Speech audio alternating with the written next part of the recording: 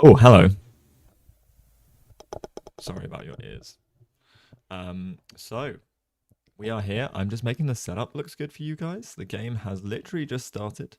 Um, so we should be underway, provided the DDTs are correct this time, because last time they were not. So current events. This is the Isle of Wight Masters.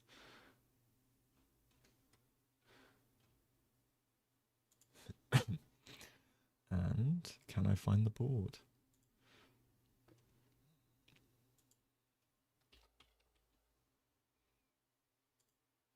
Pietro's got black again. It looks as if we are fine, so I will come.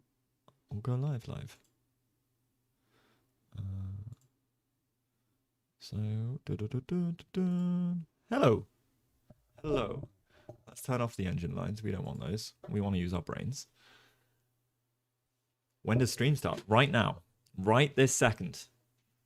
Hello, hello, everybody. Ooh. You finally hear someone. Yes. Yeah. All right. So the game has literally just started this second. Sorry guys, I was well, I wasn't late. We started at this point in time, so that's good. We get another Rossolimo. This was expected, so I was chatting with Pietro before the round. He said another Rosso player. It's a good thing to play against these Sicilian e5 knight c6 systems. And this goes into quite a standard thing. So the idea for white is we give up the bishop pair for this long-term structural damage. Or you could call it short-term, but maybe let's not go timing terms. We give up the bishop to create a weakness, and then we try and target that weakness in the future. Black long-term, there we go, has the bishop pair. So this is OP in chess, apparently.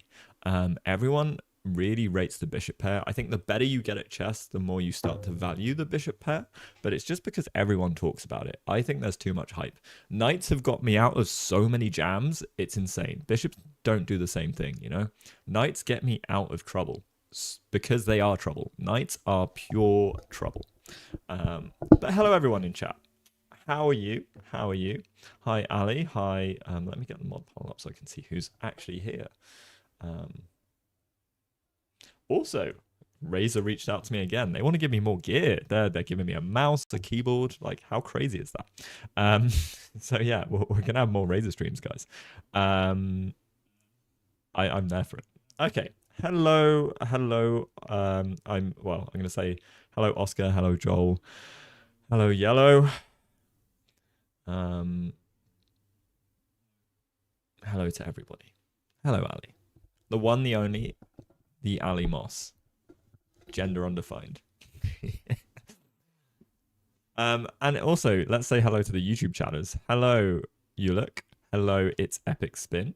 Hello, Abdullah. How are you? Sorry, Joel. I killed everyone's ears. yeah. Sorry for those who had headphones. Yeah, so this is the kind of thing that we're seeing. It looks like the board is actually working, and our opponent is having a big think here. So I don't know why, because this is exactly what Pietro plays. And in my view, in my expert opinion on this, having someone who's just done the Rosso, our opponent should have castled here. And then Pietro can try and do what he wants. I think if you push this, we can, number one, look at just pushing the e-pawn, right? And just say the pawn is still doubled. That's a problem for you. But we could also just go rook e1 anyway. Because if we swap this pawn for this pawn, as I was saying yesterday, weird we've got two of the same games. White's doing really well. This weakness is a problem. So yeah, kind of funky move order, but it's probably completely fine. Our opponent has a think and then eventually goes knight b to d2. Wait, where else can we watch the stream? Oh, I am on Twitch, guys. So it's Epic Spin. I am Houseline or Matt. I stream on Twitch, so you can see it there as well. There is a Twitch chat. There is a YouTube chat. Unfortunately, I can't combine both Twitch and YouTube chats. That's the sad thing about the two platforms. But I can see both of you. I can see all of you. So if and also when I'm commenting in chat, it will come up as Pietro on YouTube. So just bear that in mind. Pietro is not able to chat in chat right now. So the name of this opening is a Rossalimo. So the Rossalimo is signified by e4, c5, knight f3, and then knight c6 is like an old Sicilian variation. And then this move, bishop b5, makes it a Rossalimo. Again, like I was saying, the idea is it's a double black's pawn and we give up the bishop pair. Under 16 British champion. Sheesh. Okay. He's having a big old look at the position. So knight bt2. And then Pietro goes knight g6, which must be some prep. Something you find weird is why Pietro is playing this tournament section in particular. I can tell you exactly why yellow. Being second worst player there with not many people even being close to him and rating, it would seem like a much better decision to play a different section tournament. I actually have the reason why he is. So a friend of mine, Jay, is going. Pietro asked me and Jay to go with him, actually. And I could not go. I'm just too busy. And I said I'd do commentary for a couple of the rounds. And Jay said he'd only go with him if he played in the Masters section. So Pietro entered the Masters section. That's why.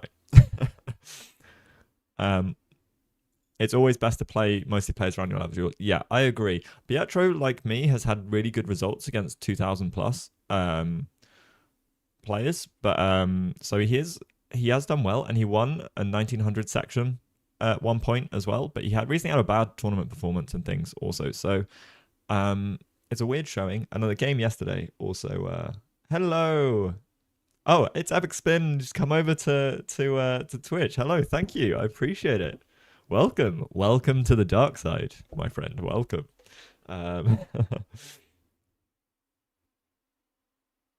This will most likely lead to him losing everything. I understand, but I played in the European Small Nations, right? I was the second lowest rated person there. I got 2.5 out of 7 because the average rating of my opponents are 2100. But I had chances in every single game. I came out with plus 25 or plus 20 rating points. And anyone that was under 2000, I did not lose to at all. And again, everyone that I played was higher rated than me. So it was kind of cool. The stream is less delayed here. Yes. Yeah. That is a thing. So if you want fast, if you want to be on the button and get it second by second and not have too much of a delay, then you can always hop over to my Twitch. Sorry, Pietro. Okay, so this is an interesting thing. The opponent looked squinted a bit when we played knight g6. That does feel like a strange move to me to play instantly. But again, like saying this, play this, and then suddenly e5's a threat. So maybe knight g6 is an idea, so we can try and play d4. Or we can just develop the bishop to e7 as well. I'm sorry, I said d4, d5. So our opponent tries to take advantage of this and says well, I'm going to expand. It also might mean kingside casting in the future is a little bit more loose. You've been to tournaments in the past where you were the weakest player, and even with a score of 1.5 out of 8, you leave really demotivated. I feel that. I think it's tough though. It is a tough one. I think there's a balance to that. In any case, so we do see h5 to stop white playing h5 themselves, which would be very annoying. And then we get this crucial move e5. So e5 is a move because we want to swap our e pawn for the d pawn. Again, if both of these pawns were off the board, or even if we gave up this pawn and this was doubled, right? The structure is bad and it gives us things to target. You're sure he'll win. If you keep losing, you eventually play some kind of tower players and you can win regardless of their rating. I would say almost to that effect, Sergey. Yeah, there is a level where you will not win, like of titled players, right? But yes, I beat two titled players in my tournament, in my European Small Nations. But I went in and played aggressive best chess. Does Queen C7 just win the e-pawn? So this is a thing. No. In short, no. Yeah, Queen C7 looks like it wins the e-pawn. There is something I seem to remember because I am studying the Rossolimo to play as white. And so Queen C7 is a very normal move, and it looks like it wins the e-pawn, but we do have this annoying move and resource knight to c4. So this is the reason for this knight d2, but also quite often there's some like h4, knight a3 ideas to get to c4. So c4 is also a very crucial square because we don't want to let black successfully push c4. If they do that, then they're doing well as white. Tilted, not titled. Oh, I thought you, yeah.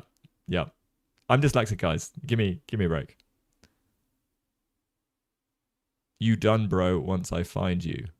Okay. Sure. Yeah. Cool. People in Pietro chat. Aggro, man. Aggro. Is this the YouTube world of chat?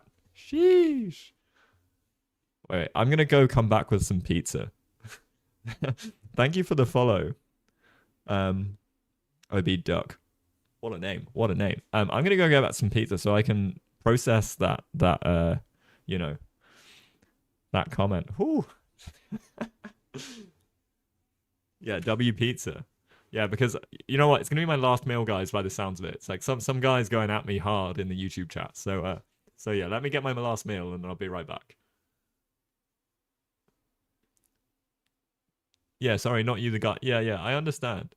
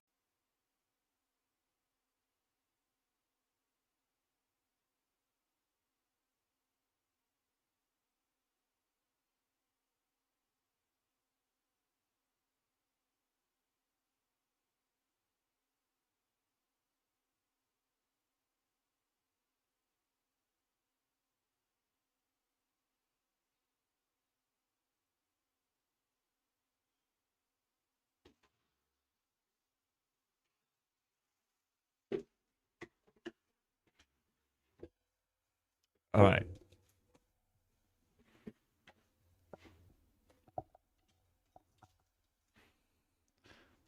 Sorry, got a bit heated. Your apologies. I don't know, man. All of these people hiding behind their usernames must be a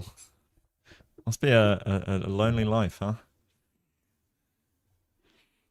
Must be a lonely life.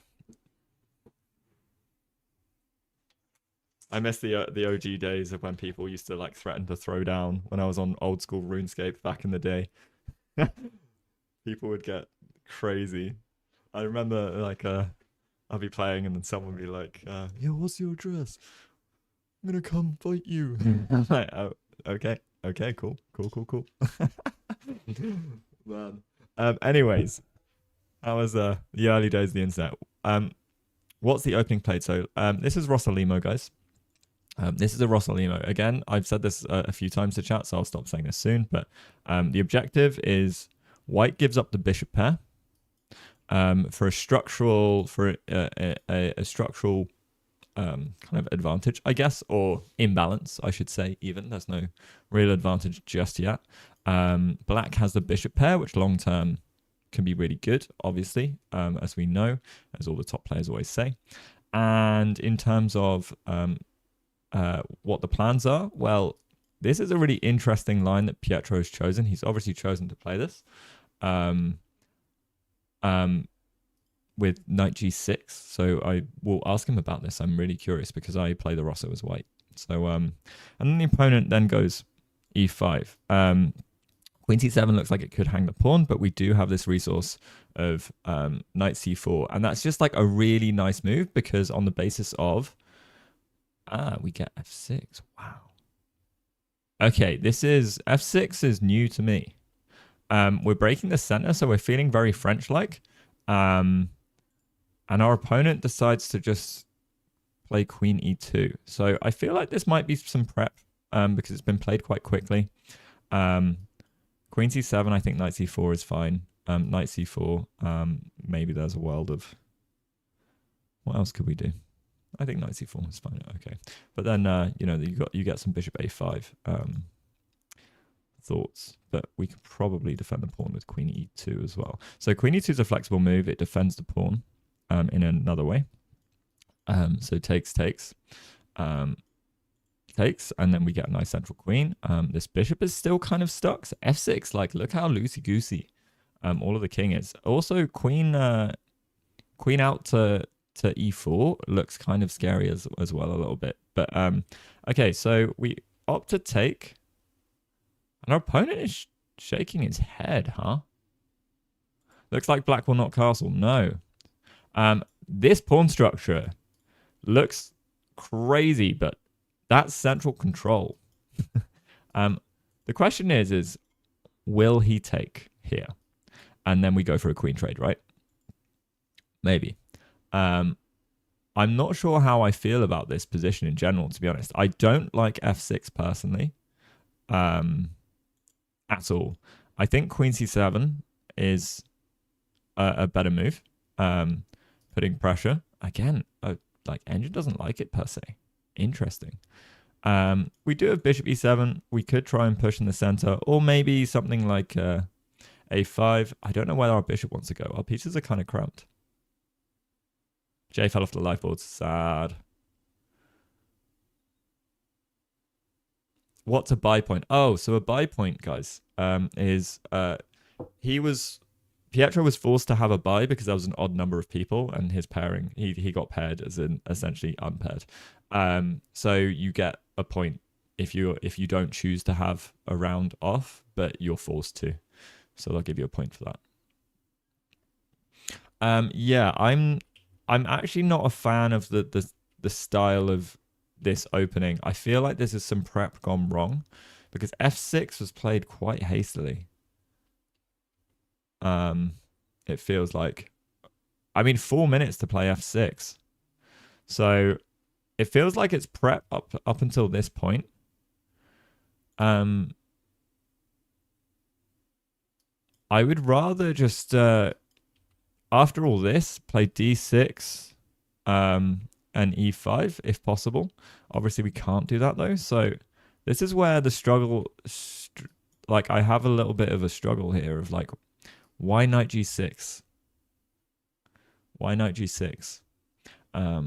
This is a hard thing for me to understand because there's a lot of knight moves for what feels like not too much. I would even rather maybe push like d5 here because he doesn't want to take because we improve our structure.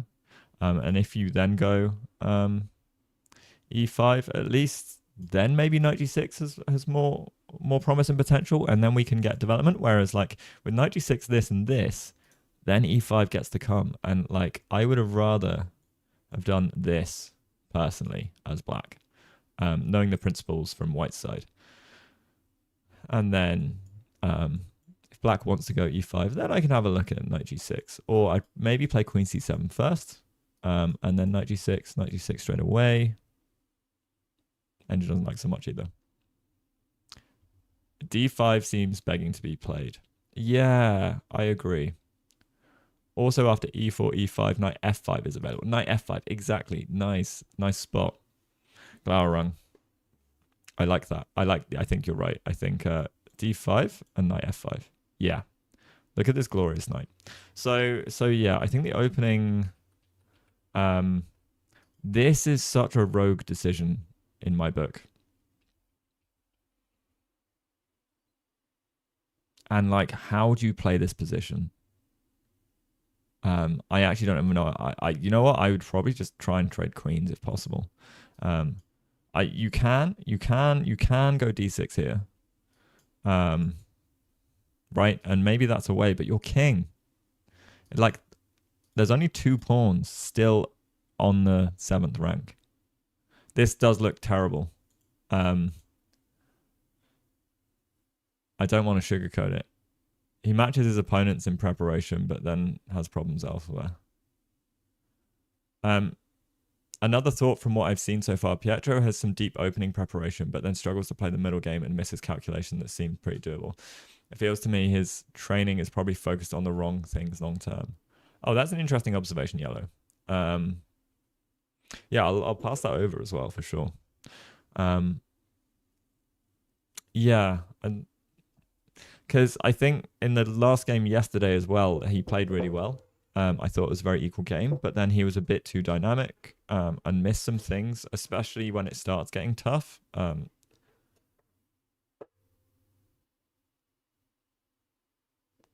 Look, black makes 2 ideas and 2 systems.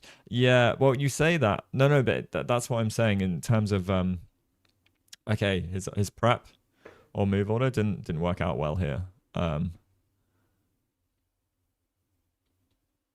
I think this is misremembering his prep. He might have had some deep prep with knight g6, but I think this is a move order thing. Like, I think he missed he needed to go d5.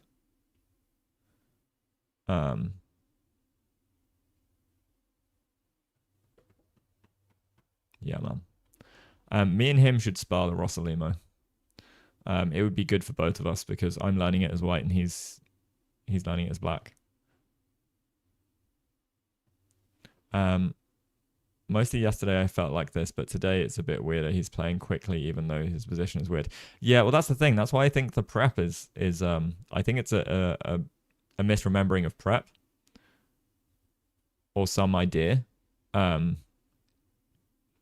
Because this I mean this feels fine. But f6 in some lines you do need to go f6, but f6 here makes no sense to me. It might be a move. It might be a move. Okay, no, there are master games, and f6 is the most played move. So no, this is prep. Queen e2 played. So we're going in the master database. Queen e2 has been played, and then queen c7, and then knight takes e5 has been played twice, but it's not. Right, knight takes, knight takes, knight takes, queen takes, and now queen f6 is the move that's been played most, or d6. But yeah, so this is probably some form of prep, but I don't like it really because your queen can come into c7. I mean, if we take and take, then we've probably got like a really nice position. We'll have a lot of central pawn control. The king will be able to move up and out, and we'll be able to connect our rooks, and we got the bishops. Yeah, although this pawn structure isn't okay, it is sort of horrendous, but it's going to be hard to break down. If we ever push this pawn, essentially you are never like the pawn structure here, for example, isn't as bad. So let's say I don't know.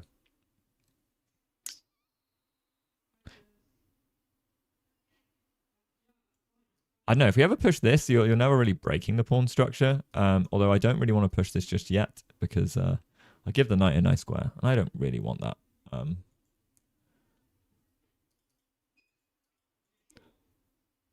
But maybe I get d5 then. I'll get d5 then. Yeah, so well, if the queens are off the board, I'm not as worried. I think we're fine. If anything, I think we can do okay. So we'll see. I mean, this feels like it is all prep, so all right, d6 played, which is another alternative. The engine, it looks like it's really bad. It's plus 1.4 as it currently stands, guys. But you've got to know the middle game plans and positions. And if you haven't played like this before and your opponent is a Rosso player, they'll probably find plans that are more thematic, I would say.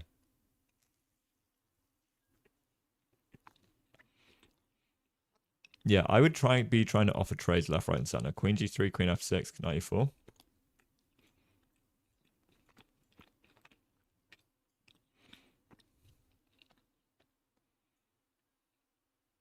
Ah, no. Bishop here comes.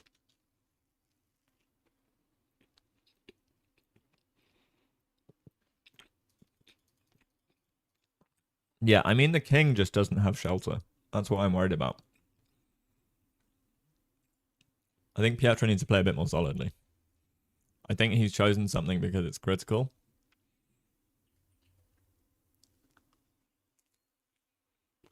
But there's critical, and then there's being worse, right? Like, if I'm going to choose a line as black that's critical, I wouldn't want it to be more than +1 in the end of the result, you know?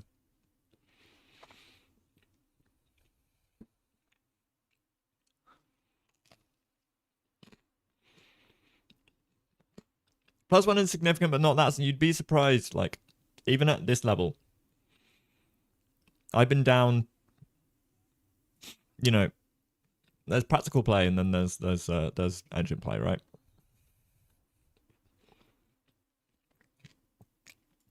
No, but black's never fighting for an advantage as well. That's a misconception. People say, like, oh, I don't see how black is an advantage. No, we're going to try and fight for equality.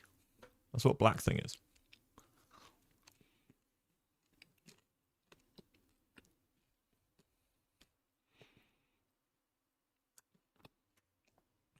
Glaurung. Is that how you say it? I'm not really sure how to say it. Do you guys want to hear the background noise of the playing hall, by the way?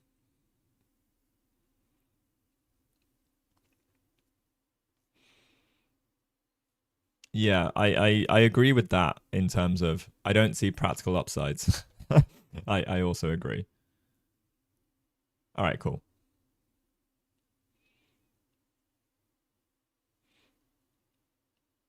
Please. All right, cool. All right, guys. Here is...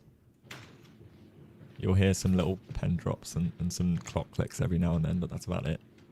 You get the room noise.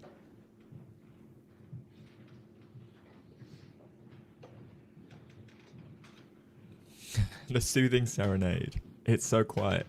Yeah. Yeah, no, it's you're not allowed to talk. You're not allowed to, like, breathe pretty much in a tournament hall.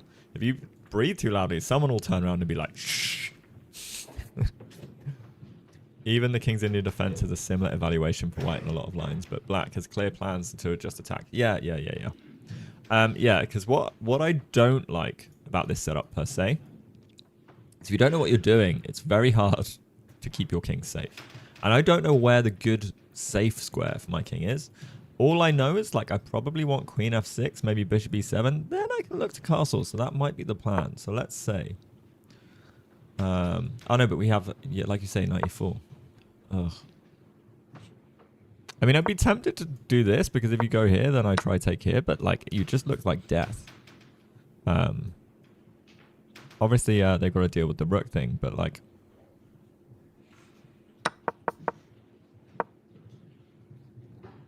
d4, knight f6, c4. It's or queen f6, d4. Are you saying after queen g3, queen f6, d4?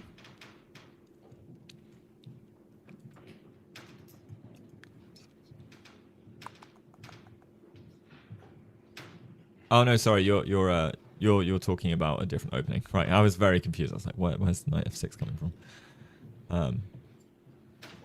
d4, knight f6, c4, g6, knight c3, bishop g7, e4, and d6, knight. Yeah. Got you. Got you. Okay, so our opponent has not played queen g3. They have in fact played queen e2, right? Which is supposedly not as good as queen g3. I think I understand the premise of queen e2, but I don't see any drawbacks to queen g3. And like, I like the idea of constantly just making black body, like, guard certain squares. I think bishop e7 now is not a bad shout. The thing is, this pawn would drop with castles, so potentially there's a world of e5, which I wonder. So I'm wondering if, like, e5, f4, bishop g4 is, how annoying is that? Because if I get my bishop to g4, it's not a bad thing. Now, you can get the knight out, though. and then queen f6, I think. But then bishop g5, so maybe not. e5 feels bad. You just started getting into chess.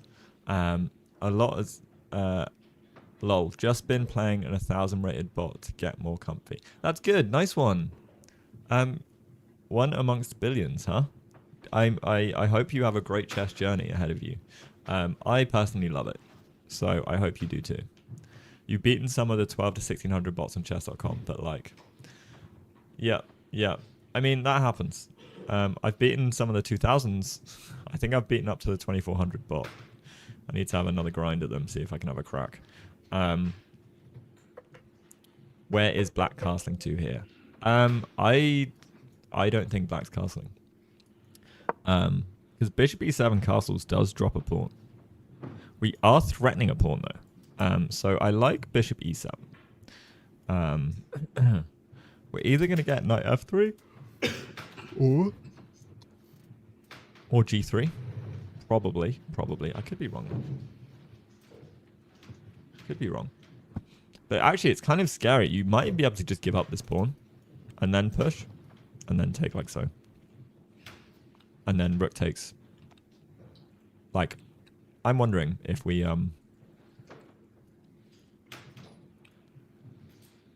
maybe knight e4 still. Can we give away the pawn as white? And I think we can. Yeah, because on this. Oh, that's not even the play. Let's say we go back. I think we just snack like so. And white's doing really well. Oh, my gut instinct. I love it when my gut instinct is right. No ads. Oh, sorry. How long is the ad for? Oh, 19 seconds.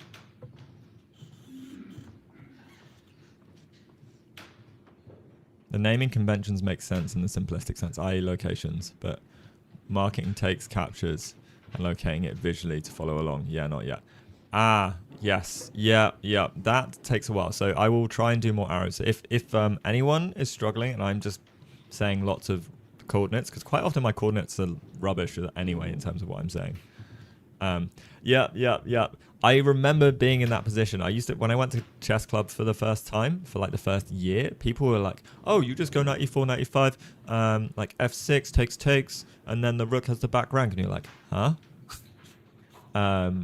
Yeah, I feel that. So yeah, please let me know if that is the case, because I don't want anyone to just feel like they're not going along, because then it's not fun either. I want to help you with your chess, right? That's a big part of why I do all these commentaries, the commentary stuff for a lot of streamers for free, because I just love it. I love it. And I want people to like get into chess and be at the level where you can do that, but also I have very fond memories of the times where people are just help us practice blindfold chess instead. Okay, guys. So if you want to practice blindfold chess, one of the first amazing things you can do is just imagine an empty board. Now, in my head, I have sort of aphantasia when it comes to chess. In other things, I'm so visual. Like, I'm a creative director, right? Like, my job is creating visuals. And I can visualize things. And, like, when I make things in 3D, I can visualize all of that. But chess, I don't visualize. Chess, I just have kind of this aphantasia. Do not make it simple. I'm not making it simple. But the way you start with blindfold chess is think about the board. And I want you to... We're sat at the white side. And we're going to look at each square and go... So the first square, the bottom left, that's A1. Is that a dark square or a light square? Kind of thing. Now, you've got a board in front of you so you guys can see it. But that's the kind of thing you need to start doing. And then you get to just... Okay, imagine all the pawns are there. And then you push one pawn... The e-pawn one square forward. Which pawns are defending it? And what... Yeah. Right? All of that kind of stuff. What pawns are defended in the position? What pawns aren't? So the actual position now... This is the actual position now. So sorry, guys. I will stop with the blindfold stuff. So we got d6, queen e2, bishop e7. This is the actual position now. The knight is on d2. So one thing I am particularly good at, actually, I think I'm particularly good at, is blindfold chess. I don't lose too much rating, I think, in blindfold chess. So knight f3, I think that's normal. I think knight e4 as well. So this is what I was saying. I think we can afford to give up the pawn. And I love it when I make a move and the engine doesn't dip. Right? Knight e4 is the play. Because you're not really giving up a pawn.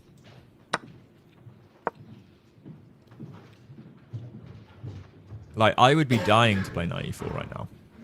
Because wherever the bishop goes, I mean, it can go here. We can take. And we are just cooking. Absolutely cooking. And where's the mate? Do we just do... we do this because we're threatening bishop check, so pawn has to take. But maybe we bishop it out first. Then when takes... Where are we going? We get this pawn. So yeah, you've got to be happy to sack the pawn. I think that's why our opponent's spending a lot of time, because he must be considering this. Like, this is the first thing I thought of. Like, I was like, oh, okay, attack pawn. And I was like, no, but are we attacking the pawn? Knight e4, d5. So you're saying knight e4, d5.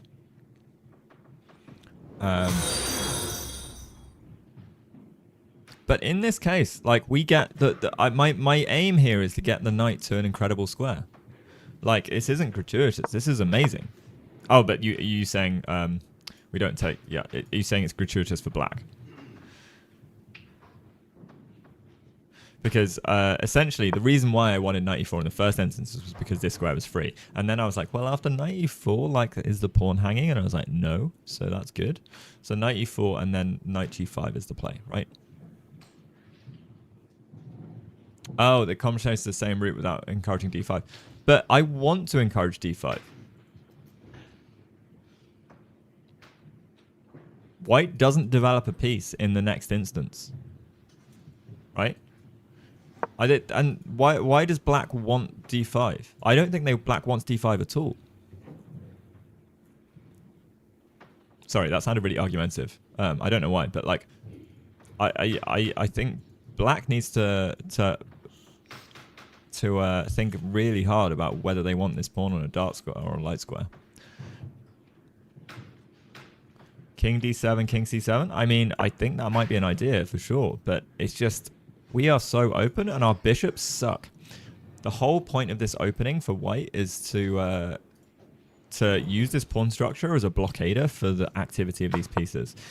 What black needs to do is to release their light squared bishop, and it's actually really important that you want your pawns on the dark squares in the Rossolimo as black.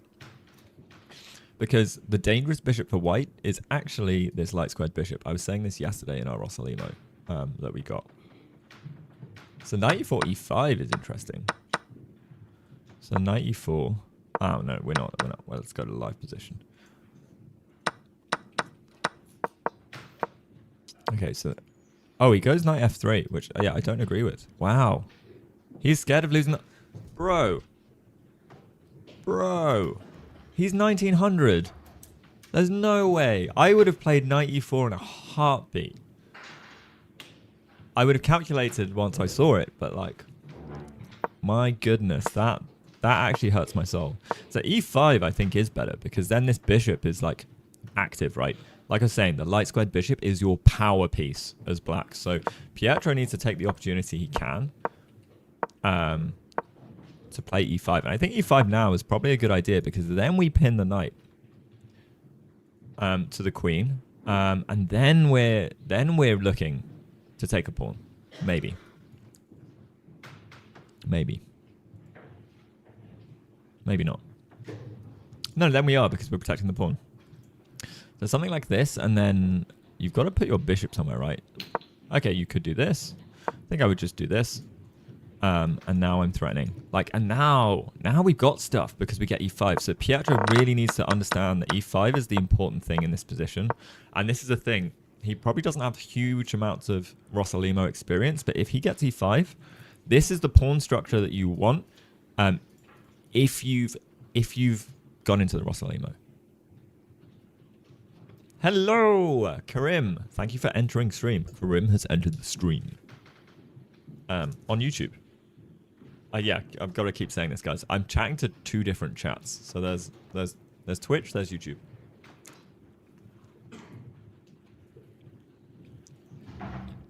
So now e5. And e5 also stops bishop f4, right? e5, bishop g5, bishop g4, queen e4. Okay, let's have a look. What does queen e4 achieve? I don't know.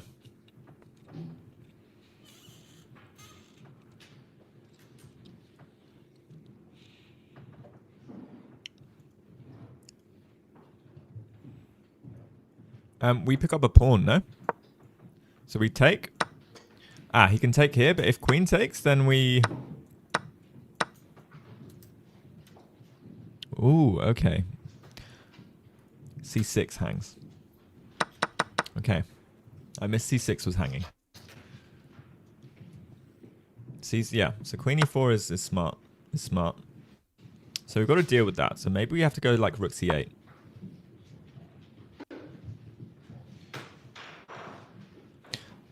And then we've got a threat, right?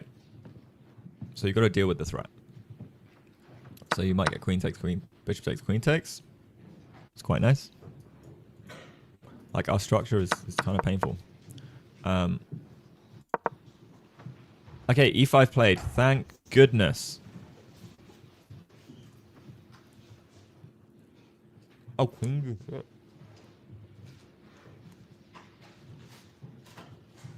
Are you only covering game? Covering one game. Yes. I'm covering Pietro's.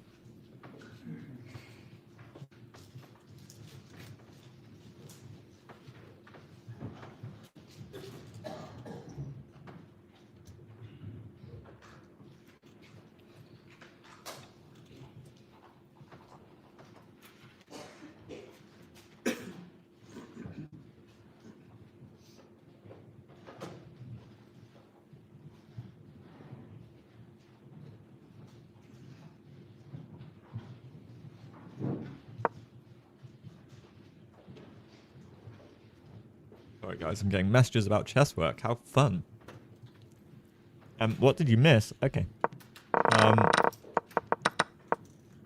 Rosalimo. This is normal, you get the pawn structure. This is an obscure move, but it must be prep. But it allows e5. I won't go into too much into this because I went into this earlier. But this is now very annoying for black to play on a positional level. And when you're playing someone higher rated, positionally, unless you are a very positional player, might not be the vibe. Especially if you're going to play a move like f6 here. I don't think it's the one. It could be quite critical. Pietro has played okay. Our opponent makes the first mistake here. Still has a good edge, like 0.9 in low depth engine, by the way, very low depth engine. And now we're just kind of developing, and our opponent again misses an opportunity to go knight e4 and knight g5 because on knight e4 we are not hanging the pawn. We are actually just like putting black under immense pressure. So we can't really we don't really want to do that. d5 is not good. The knight gets this lovely square. And e5 would also be the play. We'd still follow up with something like this. And at least at this point we get f3, which looks scary and bad. But this is something that Pietro learnt yesterday. And me, to some extent. Is that white usually wants a move like f3. Because white wants to essentially create a barrier of granite against this light squared bishop in the Rosalimo, because this is the dangerous guy. This guy is the killer, the stone cold killer. So yeah, stuff like this is not so good. So we zip ahead. Our opponent plays knight f3, missing their opportunity for e4, and now it's a game. Now it's much more of a game. Still, I would say maybe hard, but like I think suddenly things can turn. Queen e4 comes as a great suggestion. Queen's coming to g6. It's trying to hit it's also trying to hit c6. You know what? I don't mind losing that pawn. I don't think I mind losing that pawn.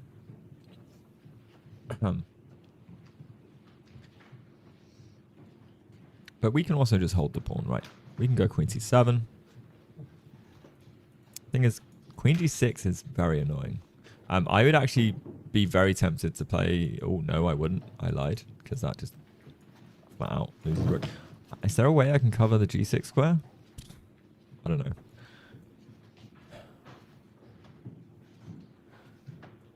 Yeah, this is a really tough move to deal with.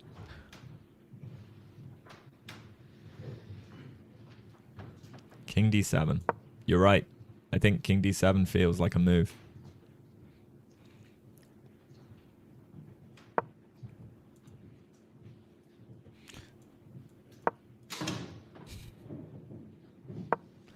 Short castles.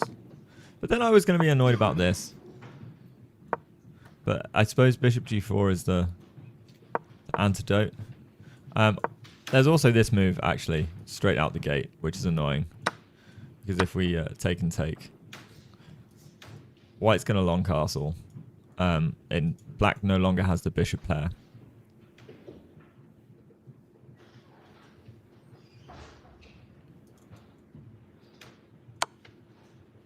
That's an annoying move, though. Not going to lie about that one. Now there's no long castles. I think we might see something like this. Don't take on g5, bishop f5.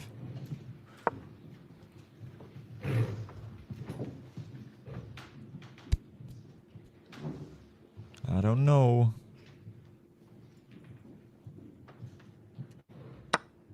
We still drop this pawn.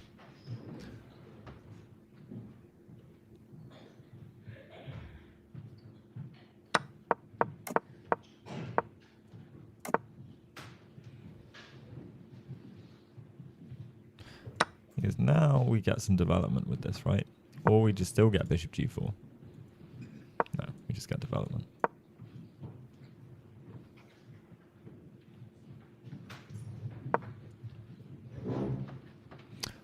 Actually, maybe bishop f5 is better because then there's no queen coming back to e4. Hard to say.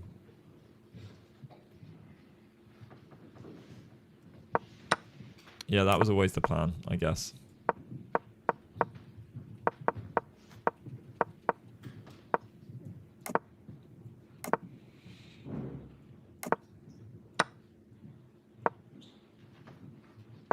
Do we just move the rook? Rook b8, so it's hard to develop this bishop. Maybe get something like this. Then now we're in the business. That's the plan. So we're looking for rook b1, bishop b7, and something like this. It's very findable. Very findable.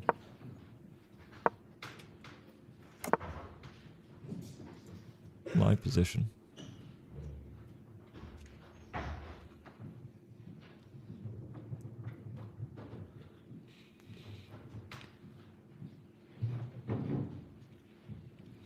This is the pawn structure. I mean, that's the thing. Black's got their ideal pawn structure now. So this is a game. I think you're right. Having the castle, I think that is findable. I do think Pietro can do it.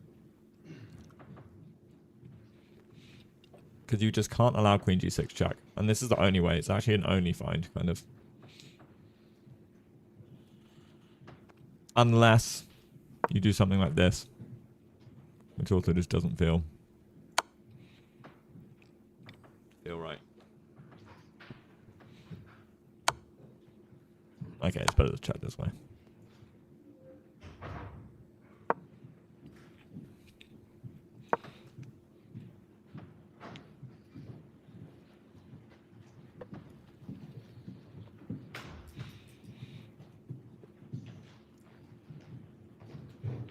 In some ways, sometimes defending.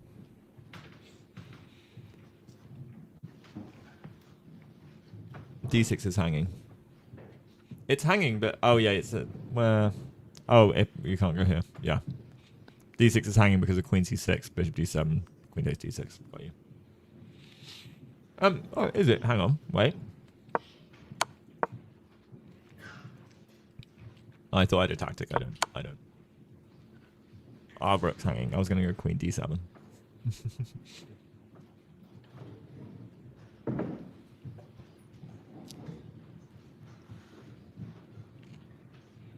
Yeah, still a tough one for him to play. But after castles, I do think life will suddenly get a lot easier. And then they'll both be like, huh, how did this change? I thought I was getting... Oh. Oh, no. Okay.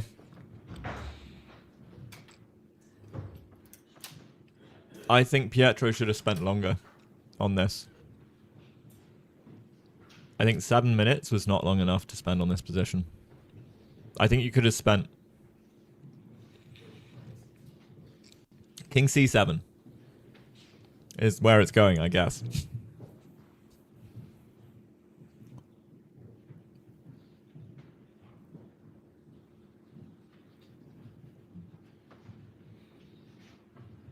Okay.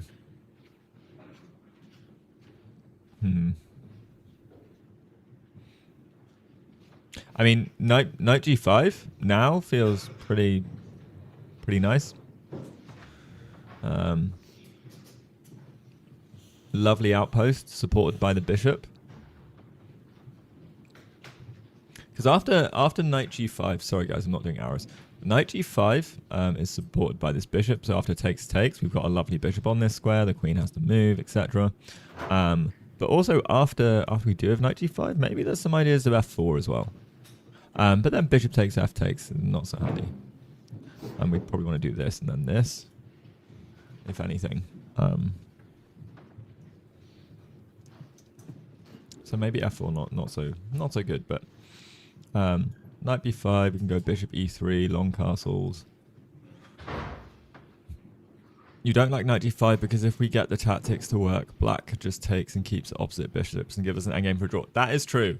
That is actually something that's really important to think about, going into an opposite colored endgame.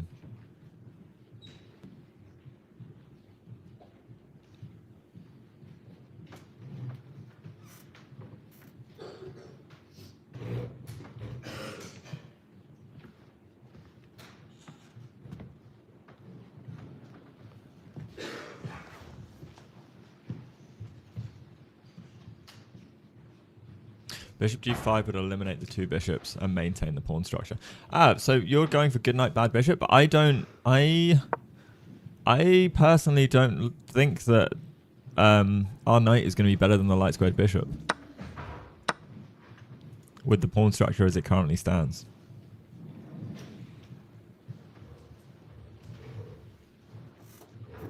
We are threatening this though.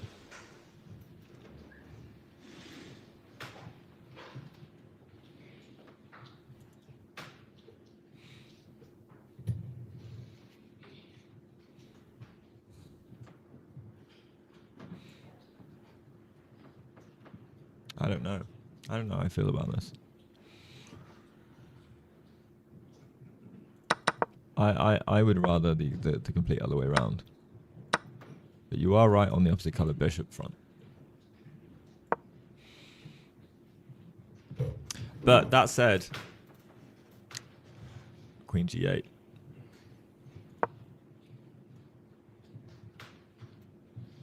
It doesn't mean we're going to trade all the pieces, right? Oh no, queen g8, we check.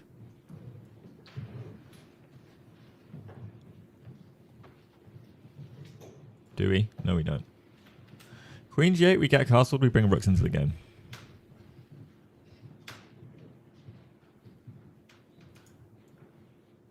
But look how awkward your pieces are, right? You know what? I might even just go f5, f4. Yeah, I think like that again, this is my gut instinct move. As soon as this happened, I was like, your pieces aren't in the game. I'm gonna activate the file.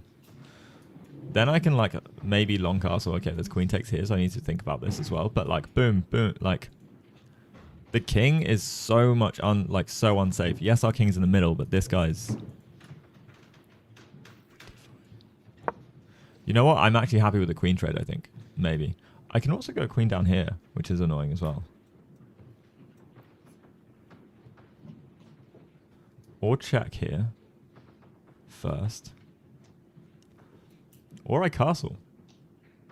I actually don't think the opposite color bishop endgame is necessarily always the way. Like, I've won 2 opposite color bishop endgames in classical against players above 1900. Like, you've got to know, and you've got to know what you are going into, and what it means.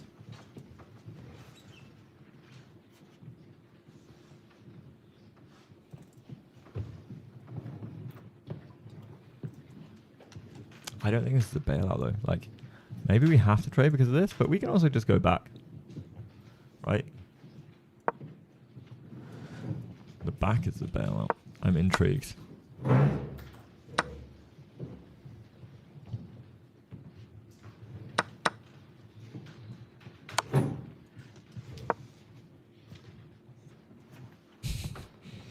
This is bonkers. I'm also wondering if we castle.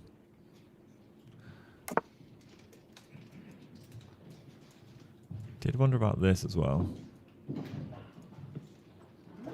Ah, maybe just back. Oh no, so we looked at this, we looked at this.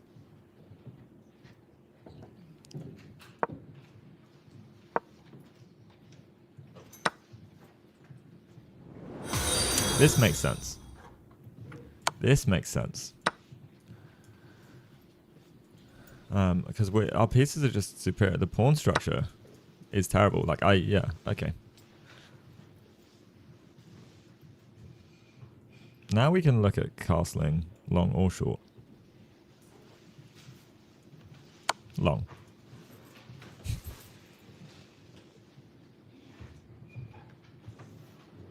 Okay. Yeah.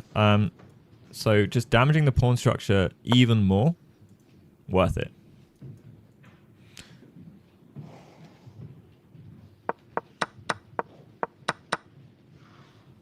Like, this knight, like, it's not really actually doing anything here. Whereas the bishop is. The bishop's like, so I'd rather have the knight here first and then be able to follow up with the bishop and have my bishop be able to come into the position maybe on another diagonal as well. So like maybe bishop here.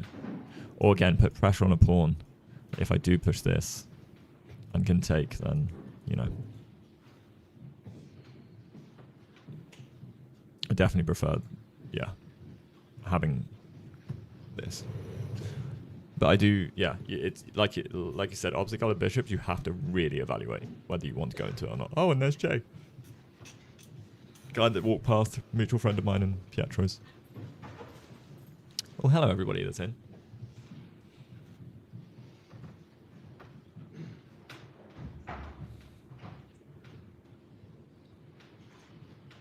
Yeah, one of the pieces has to go to g5, right?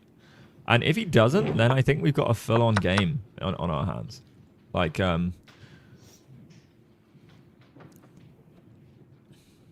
g5. He might also do that. Like, it's so easy because also, yes, I prefer the bishop coming in. I've got the eval bar, so it helps, but I preferred it in before I put the piece there. Like, knight coming in, like, having the bishop there sniping from that point is better. Also because the development, the route of development, so taking the knight is probably not good because white gets free tempi as well. That's something you've got to consider because you've got to move your queen after as well. It's annoying.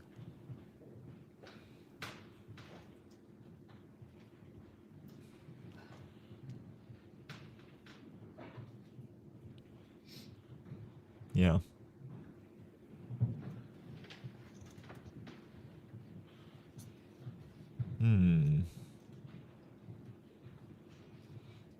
But he knows he must be better. I wonder if he knows that. It's always like interesting to understand people's evaluation of the position. Like, I always find that fascinating when you're right, man. How's it going? I always find it fascinating when people in the game and then you analyze afterwards and they're like, no, I think I'm fine here. And then obviously you're both kind of trying to not argue, but you're both being like, well, what are the pros and cons, and whether you like go, actually, yeah, I think you're right, or you come out and you're like, nah, there's no way, and then you engine check it and you're like, yeah, I was right. So yeah, yeah, but knight g5 is just like, for me, like again, begging to be played. Knight g5, if we can get the bishop to the outpost, it's great.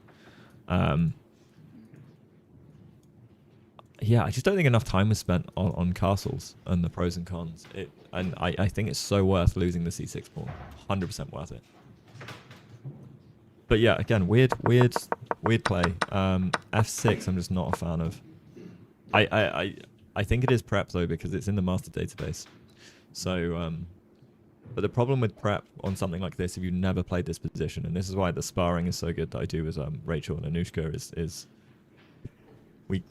we prep something, and then we spar it from both sides, so we understand how it feels to play from white and black's perspective, and what is good and what is bad. Discuss it and then play again, and it's like really funny.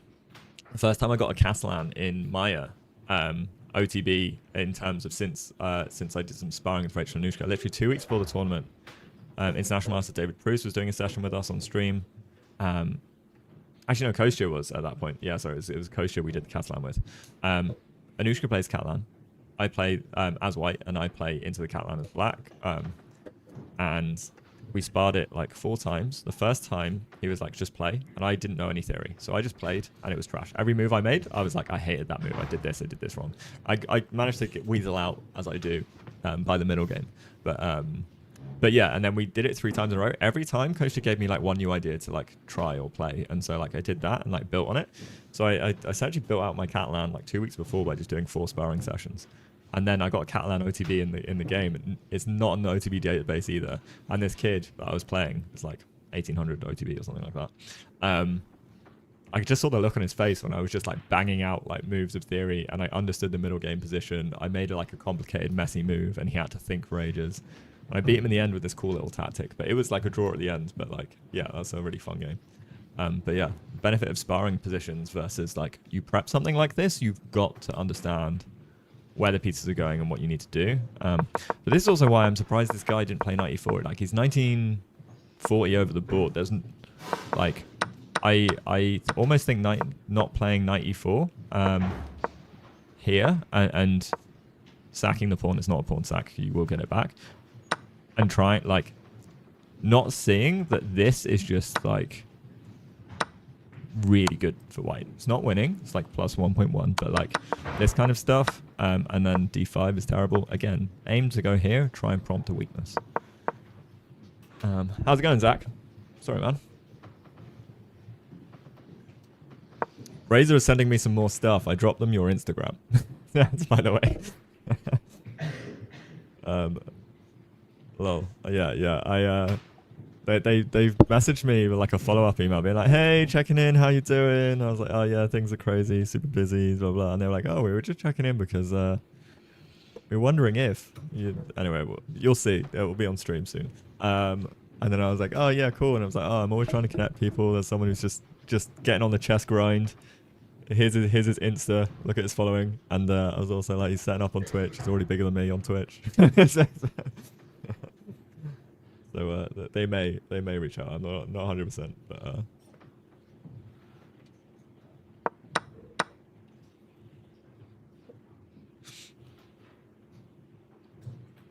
all right. So what do we see? Is it live? No. Opponent's still thinking. This is the time usage you should be seeing, because I think the opponent realizes here that something is up, and he's trying to figure out the position. And this is a hard one.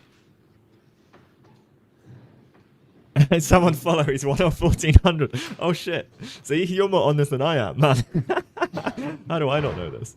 That's hilarious. All right, guys. Yeah. Please, we're 1 person off 1400 on Twitch. Let's go. That's hilarious. Maybe I could give a, you know what, I have 1 chess.com diamond membership to give out each month. Maybe I should do a giveaway. 1400 follower gets chess.com diamond for a month. There we go. There we go. That's the value I bring. Benefit of being a chess.com partner. each month. I should actually utilize that more. I can keep forgetting I've got that resource. So yeah. Damn. The problem is everyone that watches is people that like legit watch and have chess.com diamond already. You ballers. You ballers.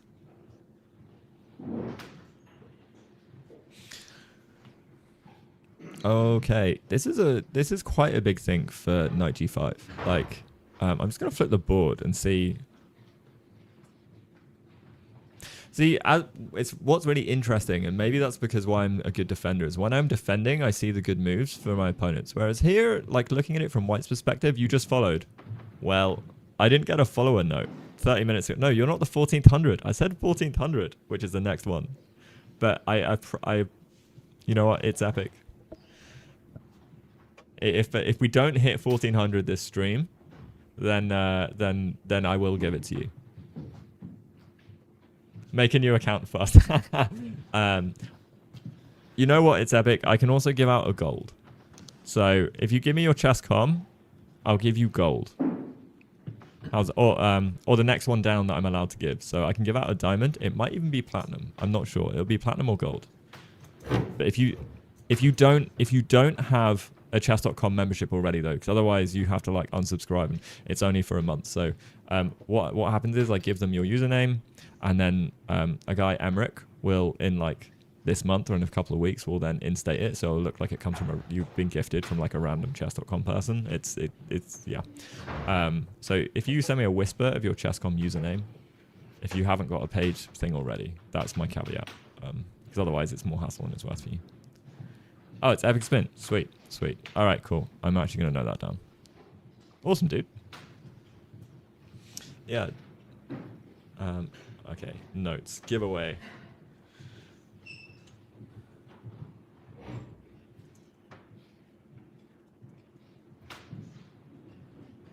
Man, people hating on chess.com. Like, literal, there's a chess.com diamond membership up for grabs. Because no one's here. Also, guys, you should have music on, but unfortunately, we are streaming to YouTube on Pietro channels, and YouTube doesn't let us. So we chilling. You can go to sleep to my dreary dulcet tones. Okay, so yeah, again, this just feels like a no-brainer to me. Even looking at this position, there is a world where he might actually go, well, maybe I want to develop a piece. There is like where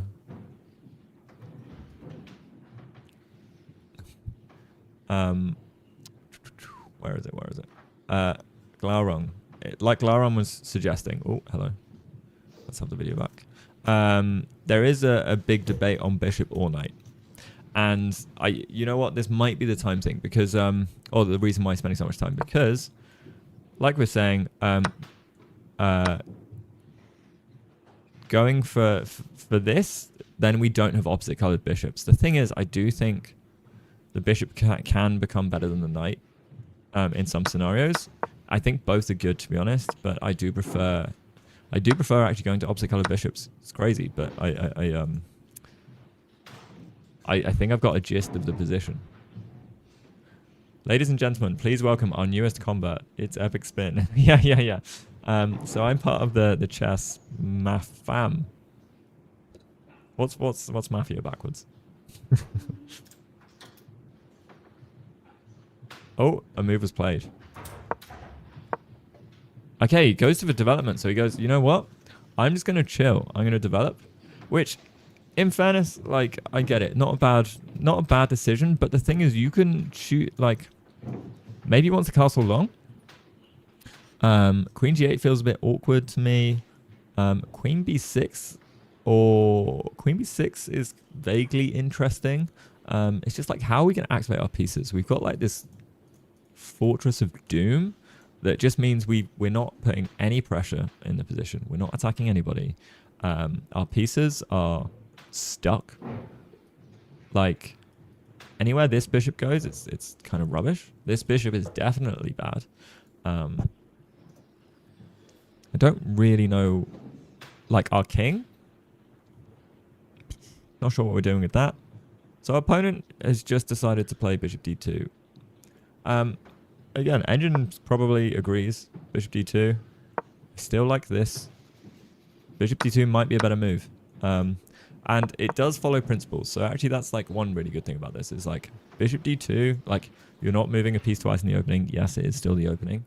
There are still many undeveloped pieces on the board. I would say this is definitely still the opening, despite the horrendous structure and the king that is all the way out here on d7. Oh, sorry. Yeah. Okay, low depth engine. I'm intrigued. Reckons castles is good. Short castles and knight g5. Two best moves. Or bishop d2. So, yeah. He has made one of the top three.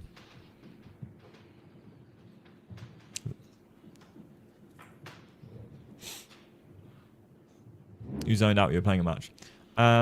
He played bishop d2, which I think is fair. Castles also would have made sense. But it does look like it drops the pawn, so I'm actually intrigued to see the specific... Oh no, the queen's on e4. Queen's on e4, what am I saying? Yeah. So yeah, in general, king d7 blocks the position a bit too much. So this is my worry. Things can spiral quickly in positions like this, I think. Oh, I wanted lines off. There we go. No engine lines, please. We do it. We got to use our brains, guys. The eval can help us to make sure to question stuff, but in general, the dojo way, the chess dojo way is no engine. So that's the thing. I always think back to like all the players like 20 years ago had to figure it out. And then in their analysis, that's why like postmortems was so important with people after you played a game, because like you'd both be figuring out what was good and bad, and you both just had an argument. A chessboard is an argument. You argue one thing, your opponent argues another, and you either cancel each other out or someone just smashes through, right? And some people argue subtly in like a really like nuanced way, and like the little like sly little moves, and then slowly crush you to death. And then other people argue and like shouting in your face and then just punch you. And you can't do it. And you've got no hands to defend.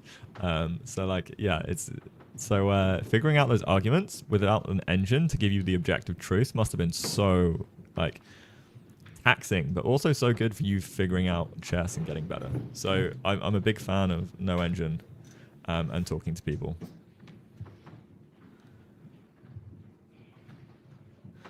Lol.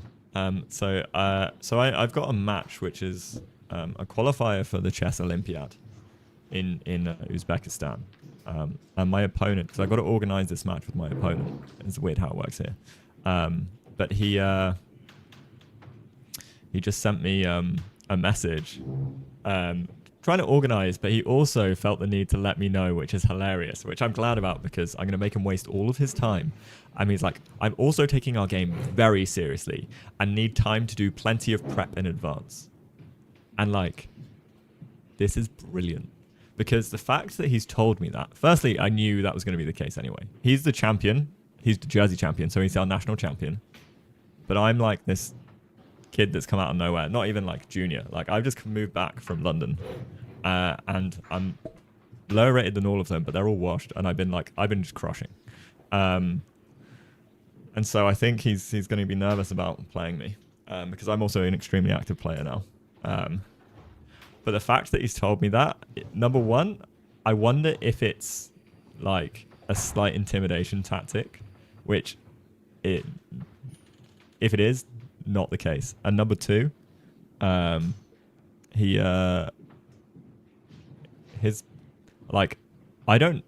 no way he's going to be able to prep for me, because he's only going to see what's on the database. Like, he doesn't think I'm prepping. I've got white. I can play 1d4, like, and then his prep's gone to waste. All I've ever played is e4, right? I've been prepping so much other stuff. I cannot wait to see what happens. But yeah, he might prep something entirely new for 1e4. So I might just make the first move surprise. The earlier you can surprise someone, the better. So we'll see. I have no idea what he plays yet, though. I actually haven't started prepping for him. All I know is that he used to play the French, and for years. So I know that that's very comfortable for him. But I think he sees this as a must-win, and I see this as a must-win because we're both on 3.5 out of 5, so we both had a shocker at one round or another. And then I had a shocker of a draw as well, but let's not go into that. So we both had like a terrible tournament so far. Like 3.5 out of 5 is still good, but like we're half a point off the leaders, which makes this achievable. But it means we both need to win, and we're both the kind of people that want to win the tournament. So one of us is gonna. This is gonna screw up one of our tournaments. We'll still be on. We'll still be on 3.5 out of 6 if you lose. So there's still potential if you win every single game. And in fairness, losing this will give me an easy run because John's the hardest person I will have to face in the whole tournament. And if I win, then it gets easier. But if I lose, I'll just have like people that have not performed and are not on my level kind of thing. So hopefully. He's playing all of the England juniors in group chat. I'm not from England. So I'm not British. I'm not English. I am British. I live in Jersey, so it's a small nation, tiny nation. But you know what? The most famous people you'll know from Jersey, probably like Henry Cavill. And if you know chess streamers, you'll know Lula Robs as well. She's Jersey, but Henry Cavill's a Jersey boy. Used to see him at the rugby club a lot. Back in the day. So yeah, Henry Cavill's cool, man. Cool man.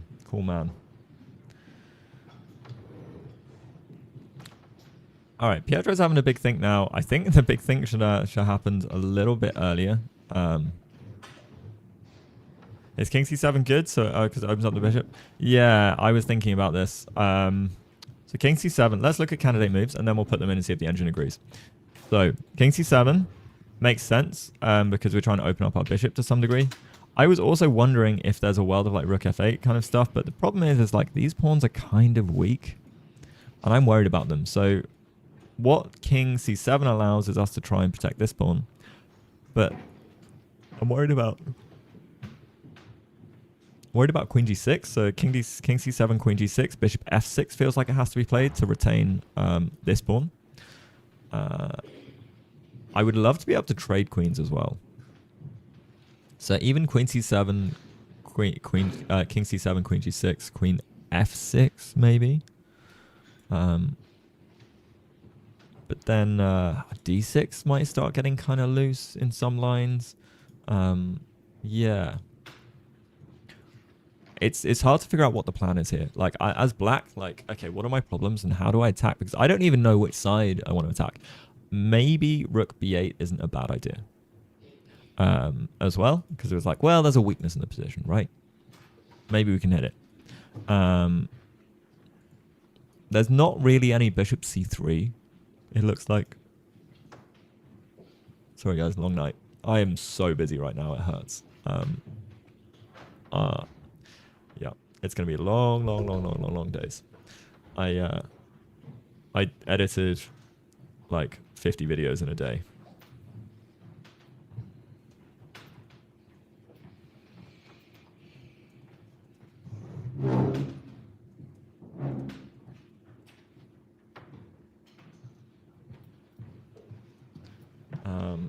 Also, is anyone going to Reykjavik by any chance? Any streamers in chat? I got 50 videos a day. No, just one day this week I did 50 videos. It was like a 20-hour day. I took on way too much work. 50 videos a day? No. But I took on way too much work, and then I just needed to just get stuck in, man. But I will need to rough cuts of all the 50, and then now the finessing process is happening. But I've also got like 5 videos outside of that I need to do for other people. Like I've got something for Lula Robs and Alexandra. Ooh, hello. I heard something. I saw something. What happened? Someone did something. Oh right. I think I saw a pawn push. Who followed? Someone followed. Ah, why can't I see the mod?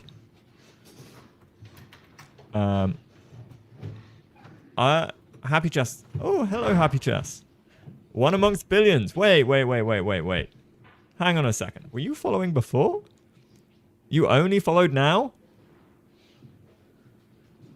You get a diamond, chess.com diamond if you haven't got a diamond or paid membership already. Huge.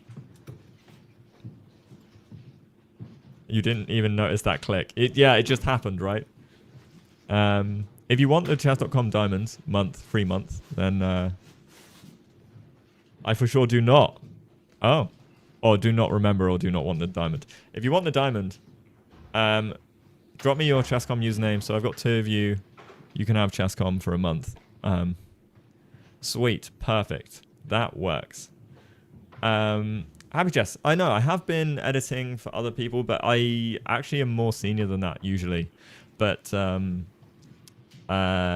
more recently, you know, I went out on my own, so I don't have a team yet. So I'm trying to find good editors. I do love the process, but I've got too much work for just me now. You know what I mean? So yeah. If you don't want it, you'll take it. If you didn't want it, I would give it to you, Epic Spins. So yeah, whatever your chess.com username is. Oh, Happy Chess. Yeah, that's you. But one amongst billions got the diamond because he was the 1400. All right. Okay. I got you. Oh.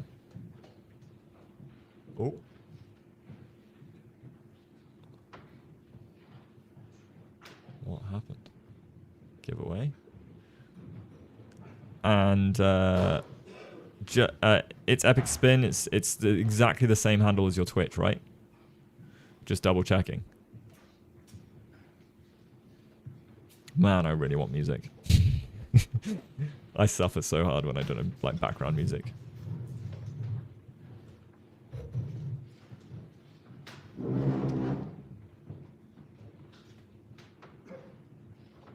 Same across everything. Boom. Yeah, editing team is important. I decided today that I will start with quality over quantity. I'm sorry, I understand completely. Yeah. I mean, Happy Chess. You know it, man. You've got it going on.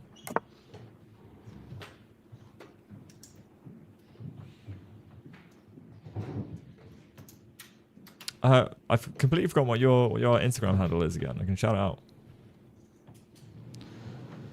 It's Happy Chess official, right? It's got official in it. Because Happy Chess does sick edits, by the way. Happy Chess does sick edits. Actually, I think I've got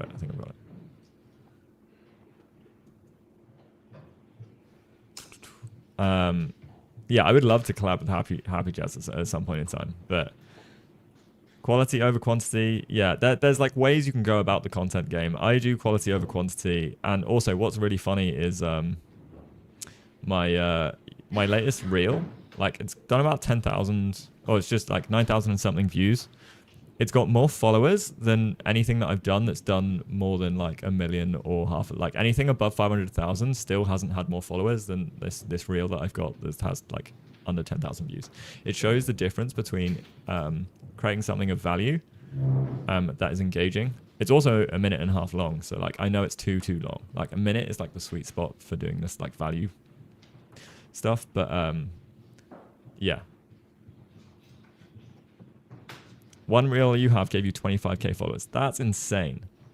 That's the thing. Like your specific thing, that your niche that you found is like pretty good as well. You quit making the songs.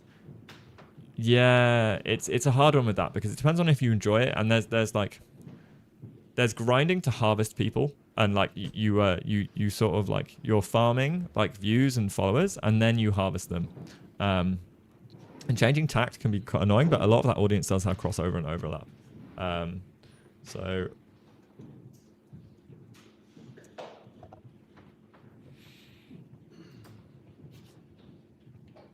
but yeah. I know one good animator, but he might just be too expensive for the product I've got. This is the thing. This is the thing with a lot of the people I know are from my agency days where we, like, for example, I used to be in charge of Amazon's business-to-business websites across Europe. As my, like, I was running the team that did all of that. And, you know, we bill clients like that a lot of money, right? So we pay really well. Like, we want to make sure we pay our animators well, our editors well, etc. Now I'm on my own. I'm not billing that kind of money to clients, you know. What editors do you need? To be honest, I don't need anyone that does anything majorly special. That's the thing. Maybe some cool, like, little motion graphics. The project I've got at the moment, I've got a whole load of videos. And they just need, like, I need some good transition effects that people need to make. So I don't even need them to edit the video per se. I need some good transition effects. So if I give them examples and be like, can you make, like, 5 variations of transition for this specific scenario, and it needs to look like this, then, like, that would be awesome. No, just sometimes. Just sometimes right now. I would love to have someone on my books that's... Because I've got a project where I've got, like, over 80 videos I edited, or just I've done rough cuts for, I might need to just spread the load in terms of, like, because they haven't been graded, the audio hasn't been fixed. It's just, like, real rough cuts. The overlay for them needs to change, and then I need to add, like, the graphic transition. So I need to, like, just... I've got a massive work that's just a lot of time for me to do individually, and, like, being able to spread that would be good. And I just bill you. Yeah, that, you know what? That wouldn't be a bad shout. So I've got a project file with everything in and set up, and it's all, like, nicely laid out. Maybe I'll let you know, because it's real basic. But essentially what's going to happen is I'm going to finesse the first workshop. So essentially it's education. It's education videos teaching kids chess. There's some board syncing issues, so I might need to redo the boards, which is annoying. But, like, yeah, it's chessboard, me and another presenter going through different chess things. That's all it is. Johnny!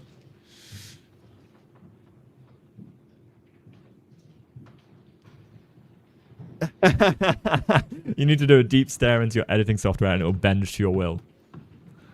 If I do a deep stare into your soul, will you bend to my will, Johnny? My guy, popping in. So it's been a long think. Sorry, guys, I missed some moves here.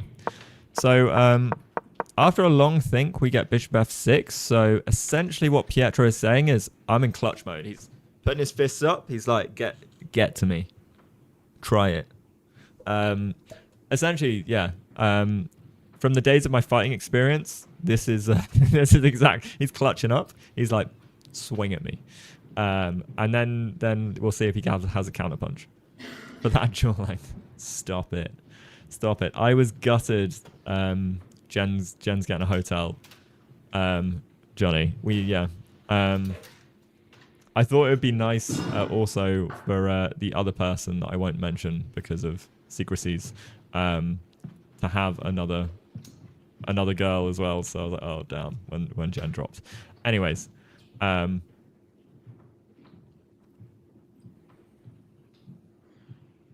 don't think it'll be a conflict of interest. So I'm working with a company that's not in the chess world, but they are doing kids hobby clubs all over the US. So it's not like a specific chess competitor or anything. There's music clubs, there's baking clubs, there's tech, and there's strategy games. And I'm doing the chess segments of the strategy games thing that they are doing, this company. So yeah, I've been leading the user experience design and the sort of team, as well as being in and making the content. So because I'm a bit of an all-rounder, I used to be head of design for the agency, so they were like, oh, you'd be perfect to, like, run the project. So I'm kind of doing that, and I'm in the project. American sales. Hey, the chair looks great, right? Yeah. You know that Razer, man, they're sorting me out. They're sending me a mouse and a keyboard now as well, guys. So huge plays from Razer. Huge plays. So it is. I never thought I'd say this, but I like this chair.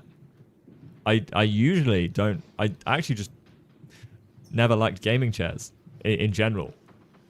But you know what? It's so nice having a good chair. Like, I'm like, damn. Why did I not convert early? Lucky. Whoa, whoa, whoa, whoa, whoa. I worked. It's epic spin. This is not luck. Have you seen my reels? Do you know how much effort I put into making that stuff? It's one of the first companies I messaged. But wait, what's crazy, Happy Chess, is they messaged me out of the blue. Like, they literally just dropped me an email and said, we're looking at doing this. Do you want a chair? Like, of course. They must have looked at my stream and gone, poor guy, sat in his dining chair.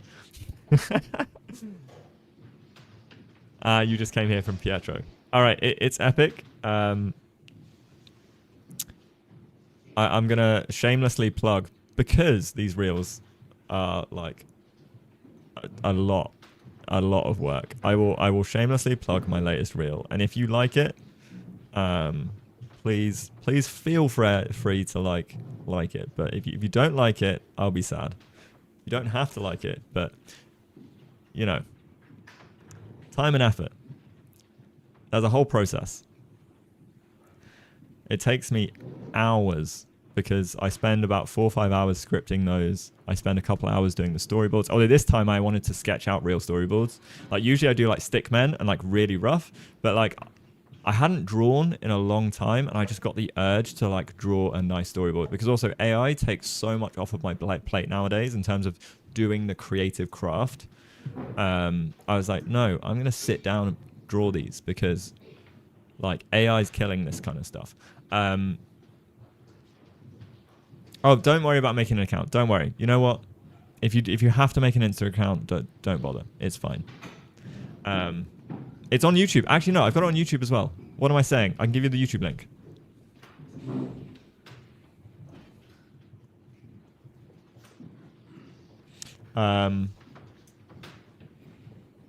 Oh yeah, I forget because I don't actually like properly do YouTube. You know what I mean?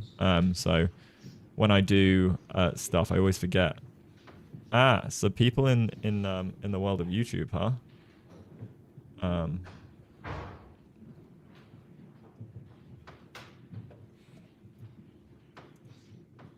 Here, there you go.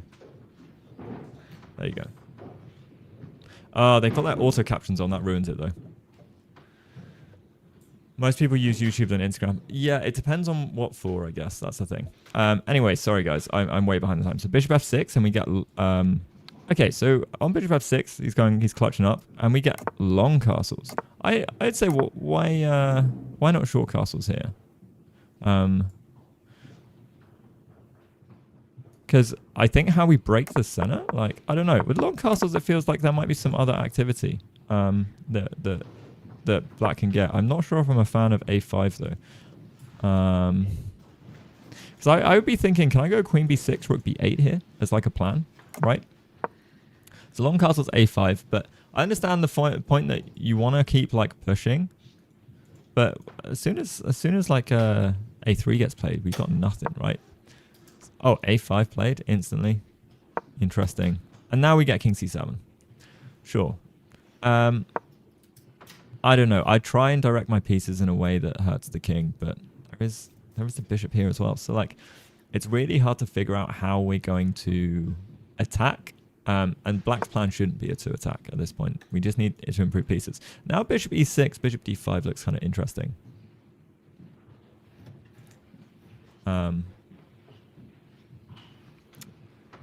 Mods in chat on the YouTube side. I don't know. Please keep the chat in English. I don't understand. I get worried when people write stuff I don't understand. Because you never know.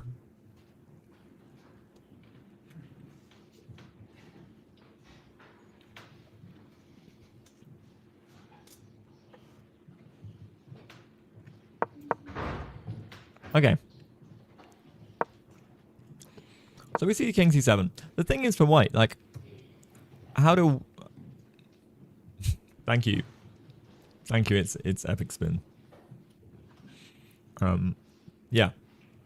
Yeah, a lot, as you can tell, lots of effort goes in. So I assume this is the reason why Razor reached out. Just the production value. Because I have no value.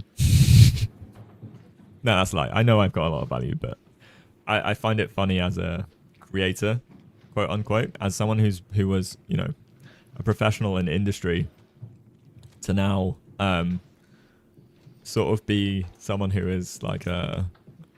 I prefer the term creator than like anything else, I guess, but it feels weird to me that, you know, I would get benefits from that because I'm not getting paid to do any of this. I just do it because I fucking love to do it, you know. Sorry, Pietro's channel, I apologize for my language. If the odd swear word does slip out, I am very sorry. It's very off-brand for Pietro, so don't know if he'll have me back.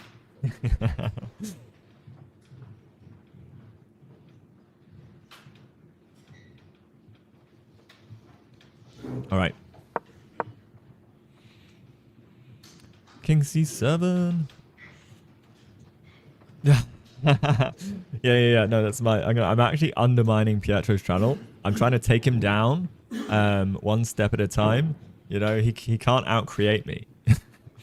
Fools will resign. Not going to let him do that. No. I'm like the opposite of that. If I can get anyone an opportunity, I'll do it. Like, because things like that only ever come back around. And I made my career and I got as far as I did off of being good to people. And like, for me, that's like a huge value thing that I have is like, if you treat people badly, you're never ever gonna get anything good from them.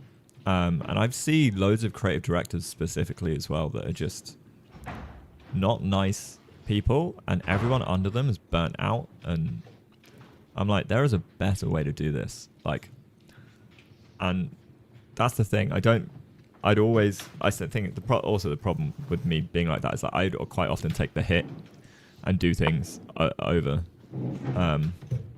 above and beyond that I don't need to, because I'm covering someone else's back, which has burnt me out at times for sure. And you know, I need to let other people take responsibility. That's also the problem. I will take responsibility for my team, but like too much. You know, so like that's the balance I have to learn, which is kind of tough. Queen fork incoming. So this is kind of interesting. There's no fork just yet. We are covering this square. This is the thing to think about, but it's very easily dealt with. This move should have come in ages ago. There is a weakness here. Like, this pawn on a light square is attackable, and then this bishop might be able to open up at some point in time. But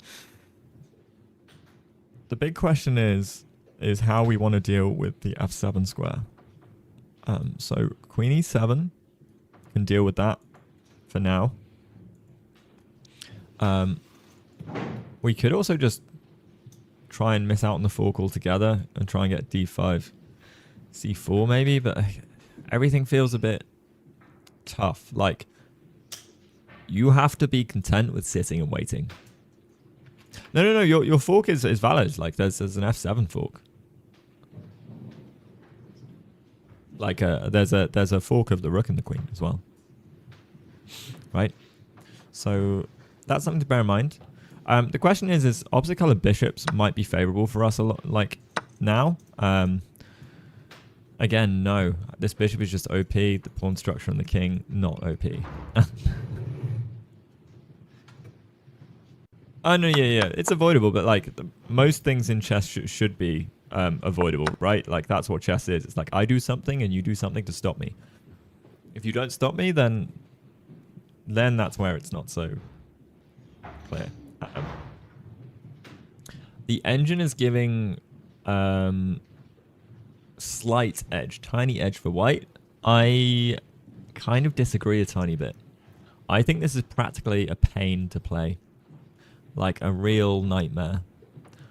You don't want to be in this position, and you've got to find the optimum squares for your pieces, and you've also got to have the defensive mindset, because we are not in any world creating an attack just yet. What about queen g8 to threaten a2? Yeah, I was wondering like stuff like this earlier. The problem is, I just feel like this rook's just not doing anything. Thing is, you can just go king b1, which is a move you want to do anyway, but then rook b8. And now, by just slowly trying to optimize, we're getting to a point where we might be able to create some counterplay. We don't really have any counterplay just yet, still. But it's hard to see how white is breaking through.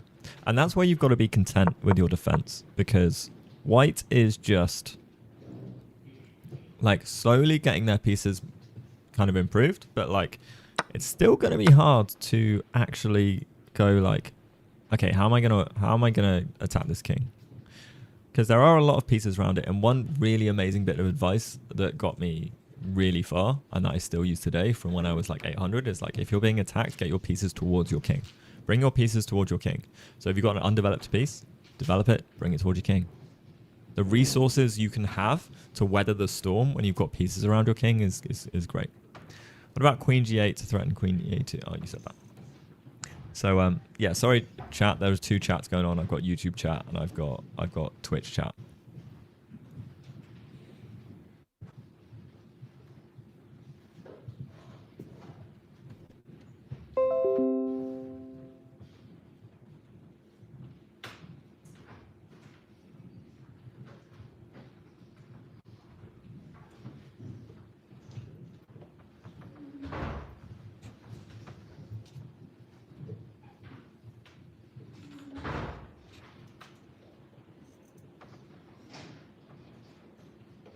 Is anyone watching the Olympics, by the way? You think the only one in Twitch? Yeah, Twitch is... This is an earlier time to when I usually stream. Like, I usually stream, like, a lot later. So, I've usually got a few regulars that are in chat, like, popping off. You know, I've got my crew. I love my guys. It's so nice when you, like, start getting people who come into chat regularly and it's just, like... You're like, oh, there's actually people here. It feels like I'm hanging out, you know? Yeah, that transition was awesome. But also, guys, in about 45 minutes, I will have to dip out for like 30 minutes. I have a client call. Typical. So I will still be here. I might even stay on cam, but I will not be able to interact with the chat. So we'll see. The problem here is that we're currently on move 18, and there's still quite a lot of time before we hit time control. The Olympics are boring compared to chess. Ooh, that's a hot take. That's a hot take right there. To be honest, I haven't watched any of the Olympics so far.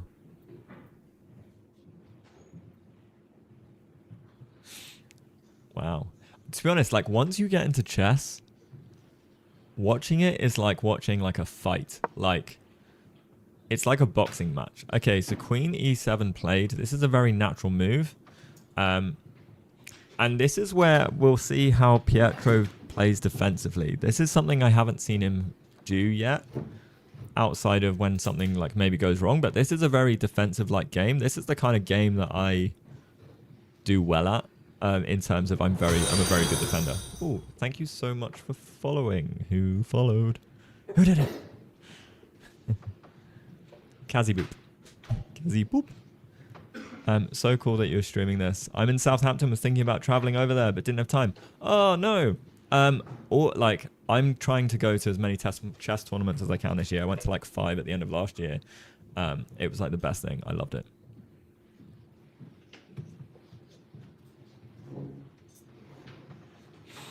Yeah, trading out can allow White's bishop to anchor to on g5. Yeah. I see. Did not see the sniper bishop. Yeah. Yeah. You probably play bishop a6 or rook h6. Yeah, bishop a6. The problem with bishop a6, unless we're trying for c4, that might be the only thing, but I don't like this idea of bishop a6 c4 because we're opening up a rook in this line. And so like bishop a6, it's hitting granite. So like White's doing a good job of stopping this bishop do anything, whereas I'd rather this bishop maybe be a bit defensive.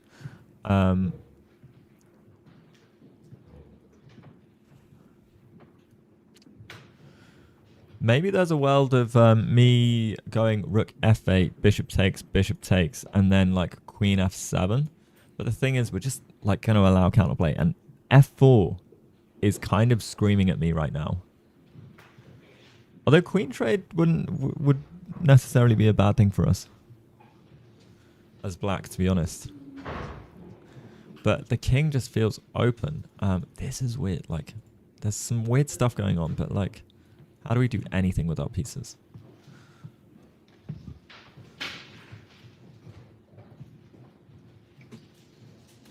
Also, like Pietro is very consistent with how he looks during the game, whereas like I think I'm quite expressive. So when I'm in a bad spot, you can tell. I think, you know. I'm quite expressive when I play chess, and like I will nod. I will like I'm a Hikaru, guys. I'm a Hikaru when it comes to that stuff. I'm not very good at keeping my... Unless I've got like a tactic, I will be like... That's probably it. Like actually when I look like cool, calm, collected is like the time when I've actually got some like crazy tactic on the board and I'm like, right, I hope he doesn't see it. But yeah, no, I'm a grinder, guys. I outposition people. I'm a grinder learning tactical play. That's what's happening right now. That's where my chess is going.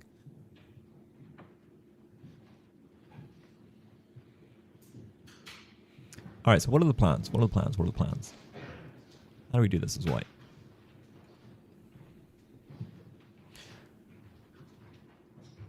Black hasn't managed to equalize yet. There is still potential. Like, there's still a game. We still got loads of pieces on the board. We have the bishop pair. And the longer the game goes on, when the longer the game goes on, when white is not finding kind of the optimal moves, then we're getting closer to this level of like equality, and there might be some like tactical decisions. Do I play rapid also? Yeah, yes I do. So like on chess.com I'm like 2136 rapid. Rapid is one of my favorite time controls. Just pull a chat GPT and go queen a1. No, yeah, but then you can pull that right back and you go king takes a1. It's like, I see that. Or then you'll go queen takes c7, checkmate. So a guy that I know, Neander Crash Chess, he has actually created a website so you can play ChatGPT on a board. So ChatGPT does the moves on the board, so you don't have to like do the moves and like ask it. You'll play a move, and then it'll give you the comments and make the moves on the board. It's super cool. I can't remember what it's called, but yeah, man, it's crazy. Great. Hello, Isle of Wight Chess. Isle of Wight Chess have just put me in their story as well. So hello, if anyone has come over from Isle of Wight Chess. Pietro, our main man, my good friend, Pietro checkmate, is in a tough position. It's a very defensive position, holdable 100%, but I haven't seen him deal with positions like this so far. When I know some of his games and his playstyle, he's usually quite aggressive and quite a dynamic player. So I don't know if this suits his style. So I'm really interested to see how he handles this. I don't think the opening went amazingly for him. I feel like he prepped a very tricky line that I think objectively isn't great for black. That's what it felt like, so I'm interested to see what his thoughts are after the game.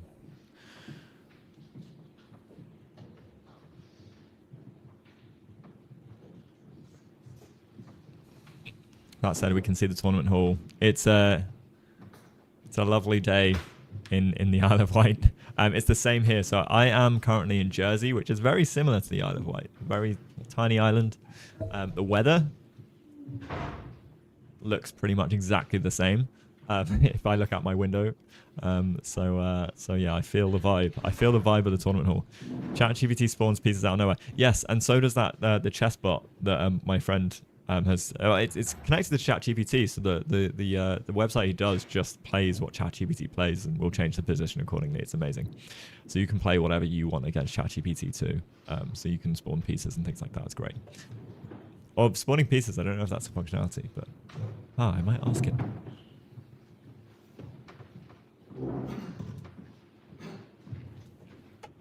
Now, unfortunately, a mutual friend of ours is at the tournament, Jay.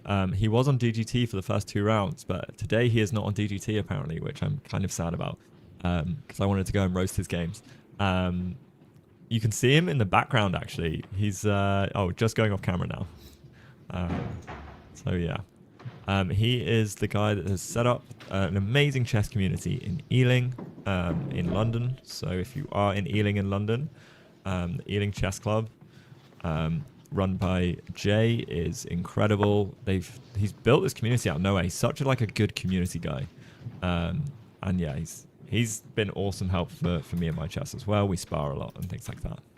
Where is the Isle of Wight? That's a great question because I always mix up the two of the Isle of Wight and the Isle of Man and which one is which. White moved. All right, so we get rook e1 or rook d e1. Sorry. I probably just looking for f4. I don't think it's the play though, because on f4 there's well, it still feels tough to play. f4 we don't have to do anything just yet. We can go rook e8 maybe. What I would also think is an interesting move is something like rook g8 followed by g6 and then bishop f5, but it's just too slow. Maybe. You know what? So British. You know what? I think queen d7 would have been maybe more interesting, trying to level for a queen trade. So instead of queen e7, we go queen d7 and on a move like this, then we can try and offer a queen trade. And I think this is a much better way to maybe try and deal with some of the problems in the position. I find it tough in defensive positions whether you should trade the queen or not. Dismantle the battery with d5. Yeah. I think that's an interesting idea. So rook d8, d5. Thing is, on d5, I feel like I'm just loosening up my king. My king doesn't really have shelter as it is anyway. Because if we do something like this just feels like death. Yeah, and the engine agrees. Great. Okay, cool. I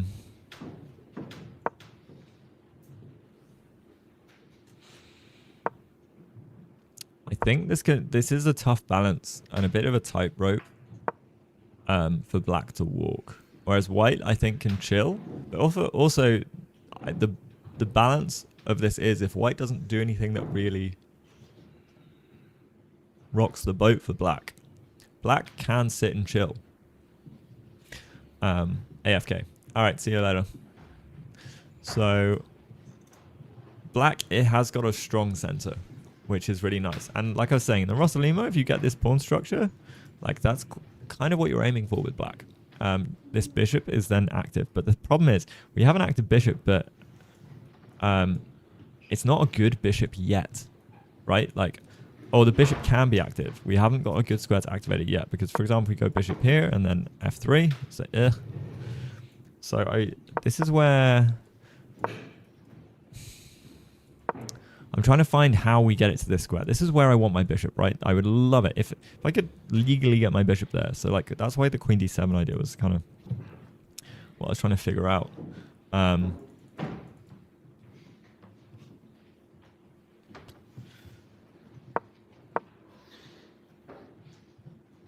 But at least we can always push if the case,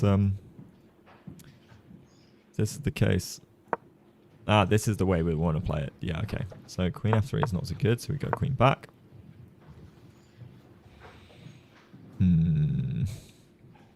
But now we get our bishop to this square. This is the square I wanted my bishop on. So if I can get it here with tempo on the queen, then great. If I can get it on f5, then we're starting to do a little bit better.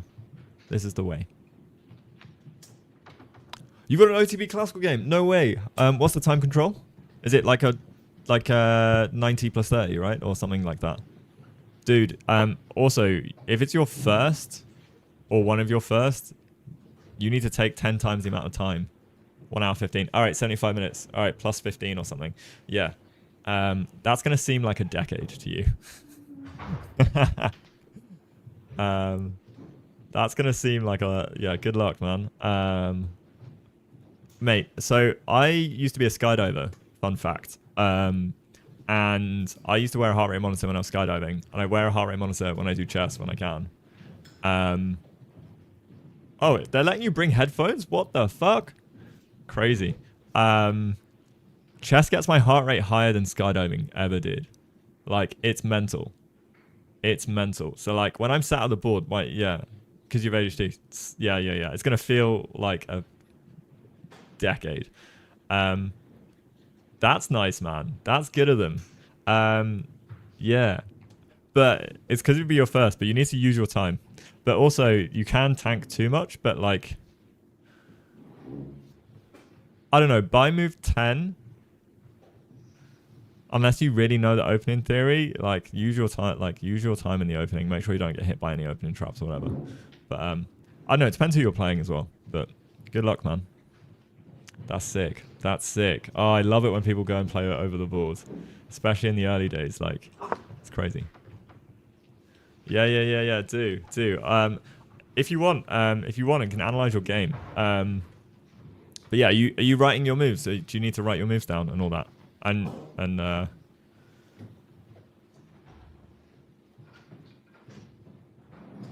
that's sick. Yeah, I've got a tournament next week as well. I'm hyped. It might be EFCF, if it's like a club match, because FIDE won't let you. If it's FIDE rated, they won't let you use headphones at all. FIDE don't allow that. It sucks. Oh, yep, there's Jay lurking in the background. Ooh, thank you for the follow, Skibix. Let's go. Hometown, your AB team. All right, they have a D team. Sick. Oh, right. You were 1500 last time. All right, you're awesome. All right, you've played like, I thought you hadn't really played much OTB before, but you've played a bit. Sick. Where are you playing? I'm playing in Jersey, guys. Jersey, there's a tournament here.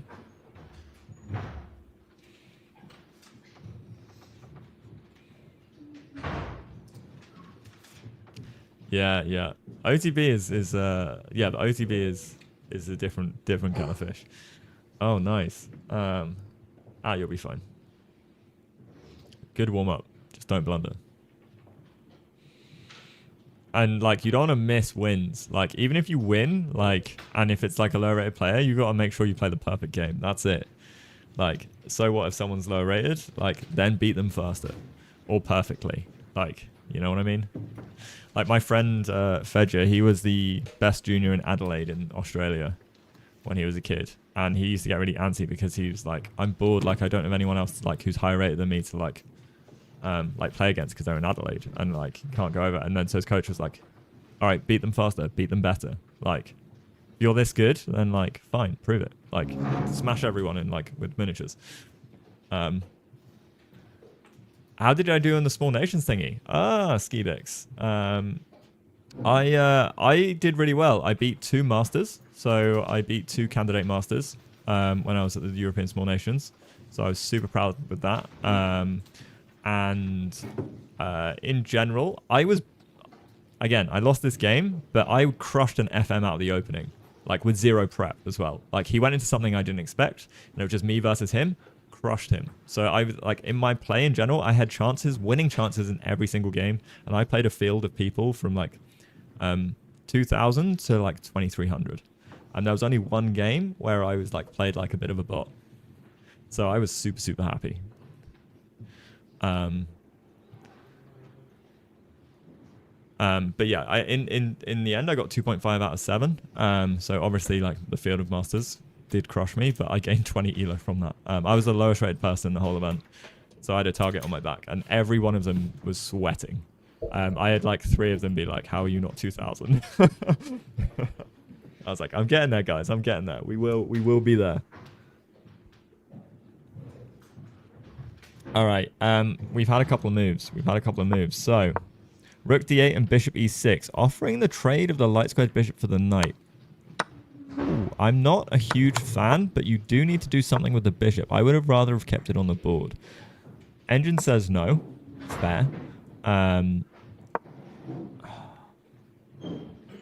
I kind of like rook f8 or queen d7 maybe more. But I think also a really good rule of thumb is if you have a cramped position in chess, trade pieces. Because we haven't got space to move, whereas our opponent actually has some like space to like maneuver, improve their position, move their pieces around. We don't have that. So actually the more pieces that are off the board, so I do kind of like this decision now, the more pieces that are off the board, the better it is for black, and in terms of trying to come back and give us some space, because our pieces get in the way, right? We get in the way of each other. So yeah, maybe because if we went queen here, like takes, like, I don't know. I'm just trying to think how we can trade pieces and get rid of attackers.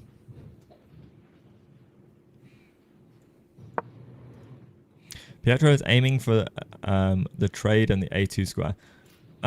Yeah, but the a2 square is nothing really. King b1. And like on rook b8, like again, there's not really like heaps. We've always got like defensive resources coming our way.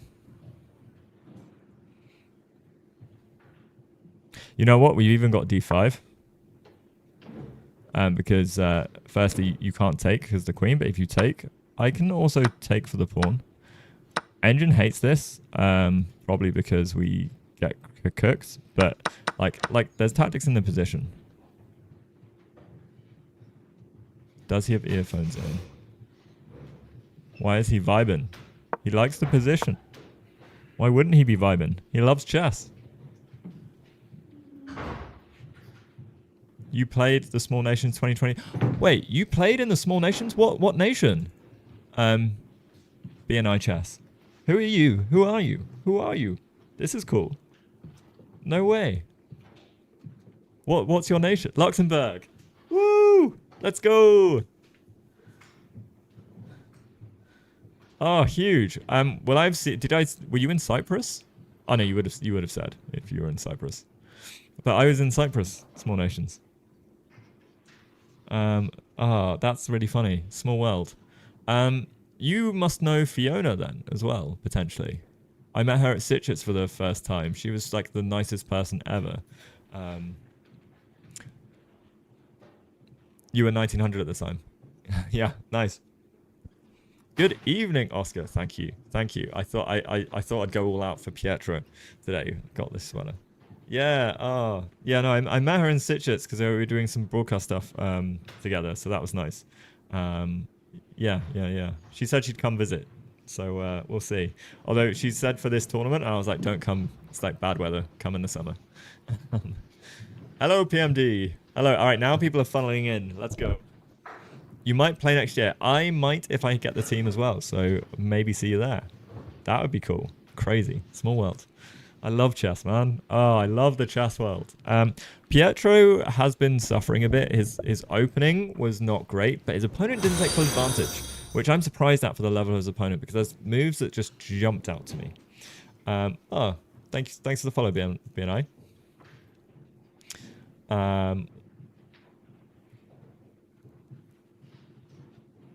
So Pietro, yeah, general gist for people that have just come in, I'll like zip through the game. We had a Rossalimo, normal, but Pietro plays some like strange, what I only assume is prep, knight g6 here. I don't get it per se. I thought maybe, yeah, I don't know. I mean, apparently it is the move, so who knows?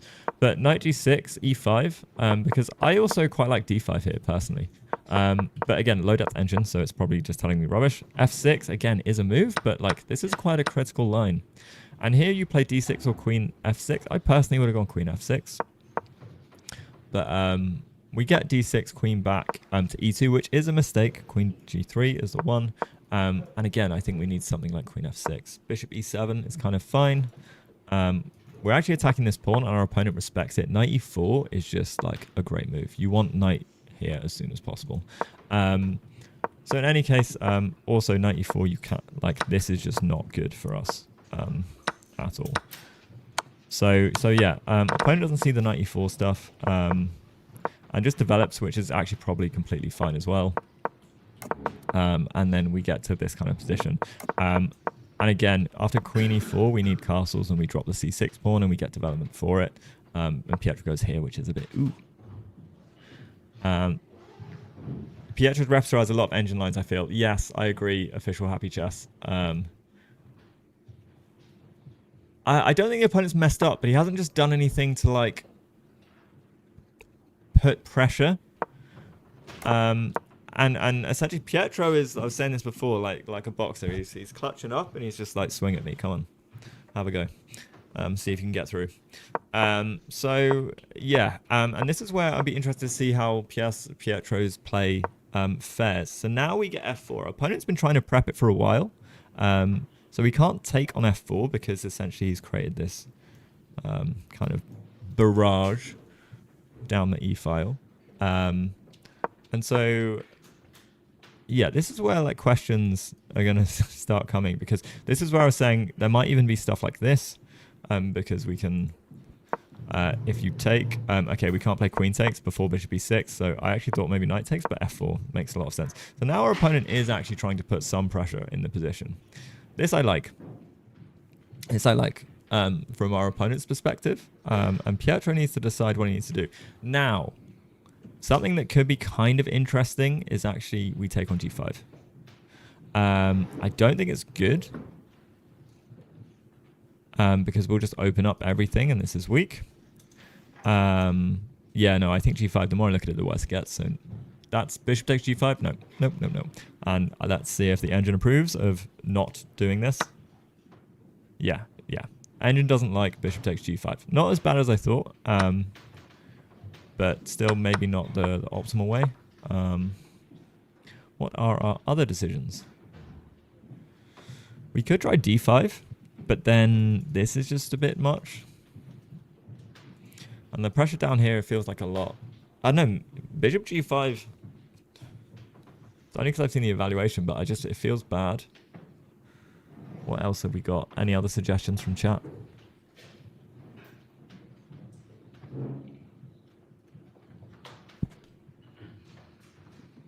Wait, what jumped out?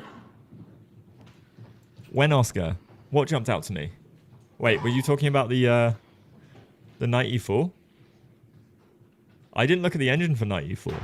I said it and then I put it in afterwards. How dare you? How dare you? Oscar, which moment were you talking about? We've gotta pick this up, because I've had engine lines off, like, you see when I put engine lines on. Hang on, like here. See? It's on stream when I have the engine lines up. I do this for my own accountability, because otherwise it's so easy to look at the engine lines. I can look at the eval. Eval's there.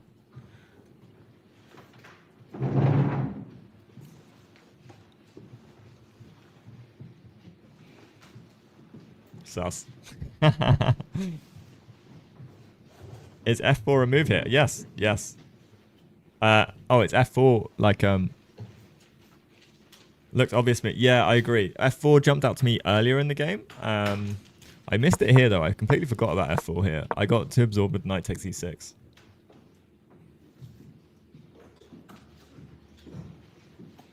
And f4 was definitely played.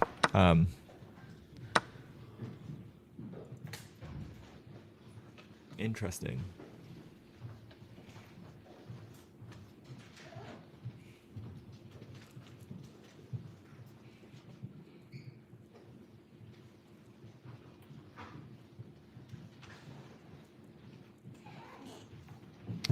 Oh, sugar.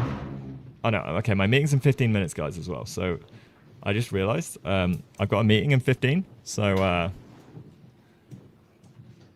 I will be on silent / maybe off cam in 15 minutes. D5, no, this is the thing. This is where I was like, oh, D5, but then this is just too weak, right? So we go back, and then if, let's say we'll go Queen E2, what are we doing about this pawn, really?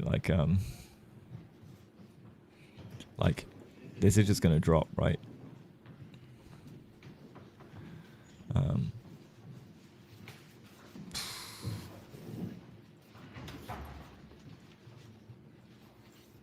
Yeah, it looks scary to me. Too scary. Maybe something like then we get bishop f4. Takes. And then we're blockaded because actually if white does this, it's going to be hard for them to like come through and attack.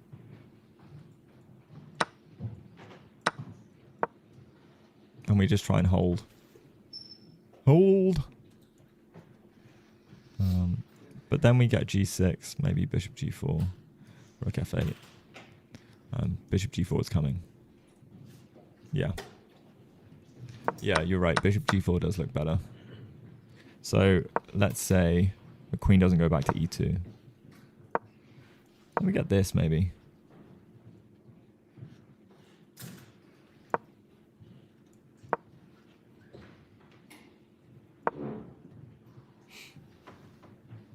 Still hard to like break through specifically. Okay, so we've done it this way. Interesting. So he's gotten the bishop to d5. I like this. c4 would actually be problematic for white, I think. Because then white's king is weak. And then things like rook b8 and stuff start coming in. So I love this improvement. This is great. This is a good job. This is a nice little move. Okay, why is the opponent moving around so much? That bugs me so much. I would be so tilted. Stop. I think he's in a bad spot. I think that's why he's moving so much. He's like, ugh.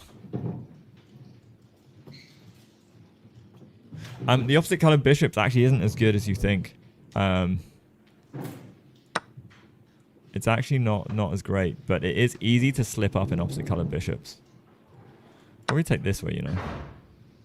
I like destroying this center. Because how are you going to protect this pawn?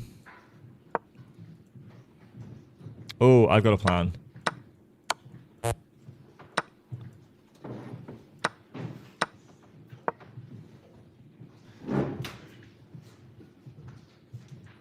I don't have the best plan though. I thought you have king here at the end of the line. I didn't calculate far enough.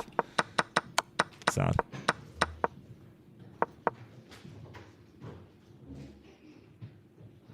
Yeah, the rook behind the queen is annoying.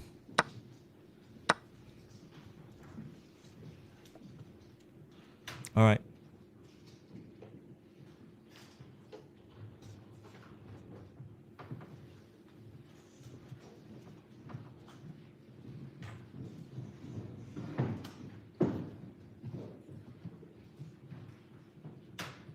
Okay, guys, I'm going to get some water real quick.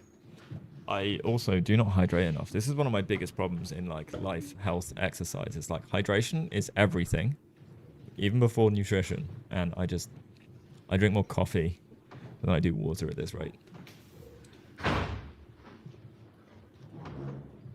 Black becomes solid because of stone wall structure in the center. Yes, and doesn't make sense if he's going to break his own pawn advantage in the center. Yeah, that's it. Like this structure, if you get this structure in the Rossolimo, you're doing well. As black, you've usually equalized. I mean, okay, not in the way that Pietro has done it, unfortunately, but yeah, this is a really tough structure to break.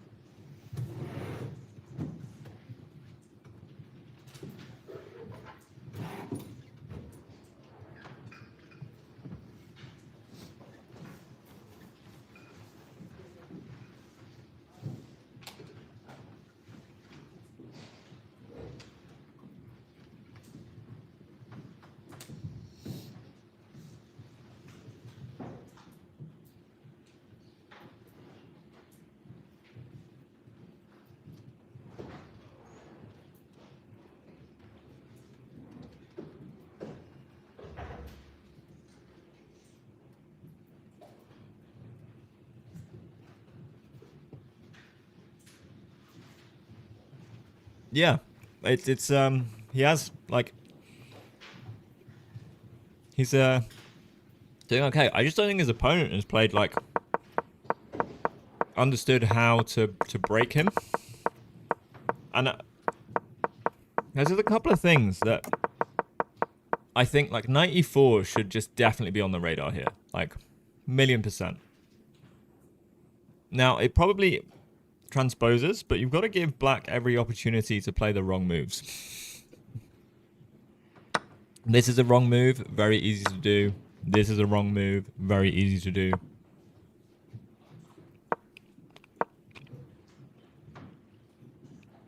Like, okay, we probably get there anyway. And queen g3 as well.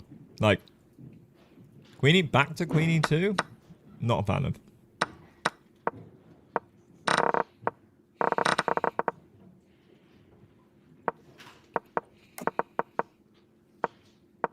So, I think Pietro's moves are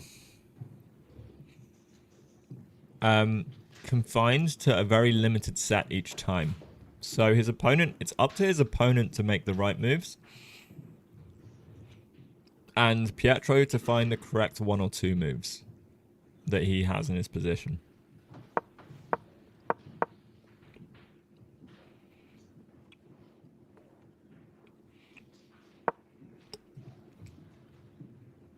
And that's the thing, after every time, Pietro is burning a lot of time.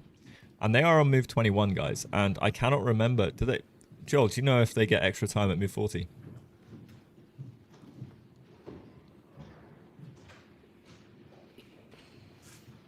By any chance?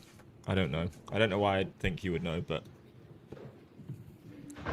You never know.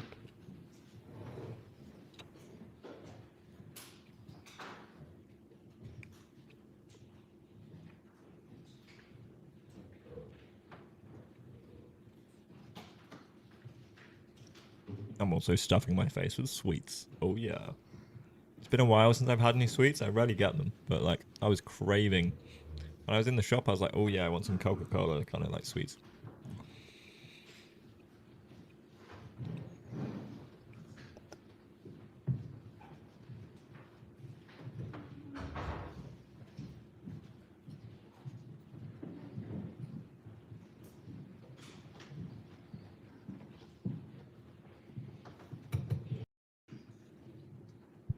Another question is, if we get down to an endgame, right?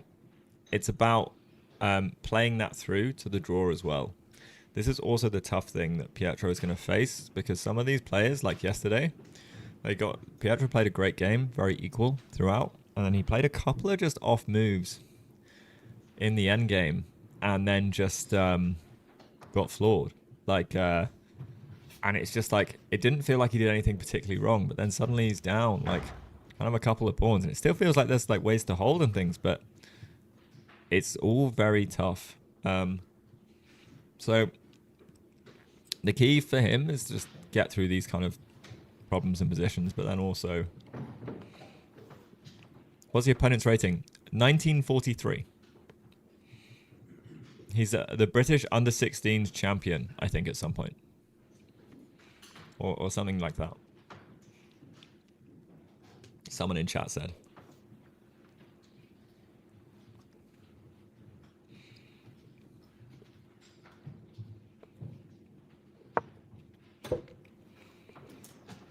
And we get queen d7. Yeah, because annoyingly, both of these rooks are kind of defending pawns, so you can't do anything with your rooks. I actually might not have minded g6 here as well, but the pin is a little annoying.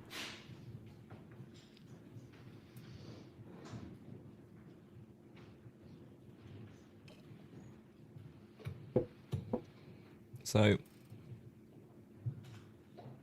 can I go over the opening, please? Yeah, of course. It was a Rossalimo. So this is normal. I think this is weird personally, but apparently it is a move. I would have played d5 here, I think, if I was black.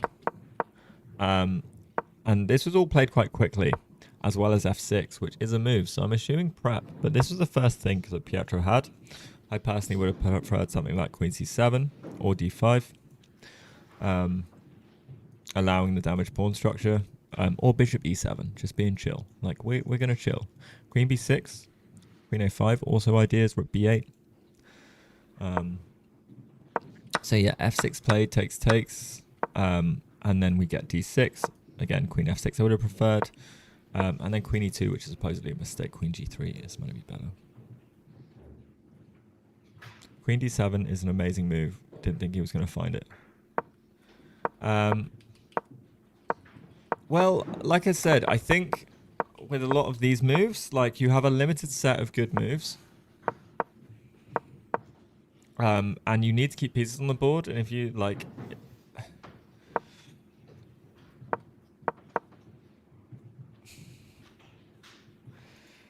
Maybe we offer the queen trade? I don't know. Like... But he, yeah. His opponent needs to, like, really find some good moves. What did you miss? Not too much. I like, what I really liked is bishop e6, bishop d5 from Pietro here. I think that's a really great sequence. I think that's a good idea. I'm in some ways surprised his opponent didn't take. F4 is a good move, but I do wonder. Is that d5 here? There's d5.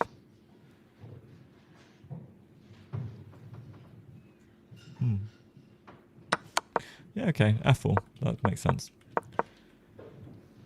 After queen d7. Yeah, it's actually kind of hard for white. Yeah, but trading on g4 even, like, I'm not sure if that... What that really achieves.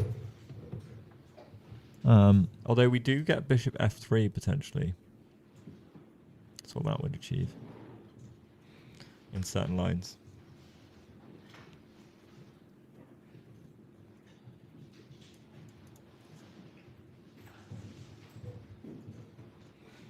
I think we need queen b1 at some point.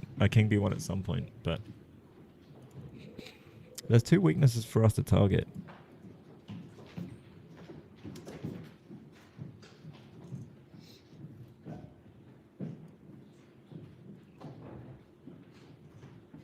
It's hard to find a plan for white.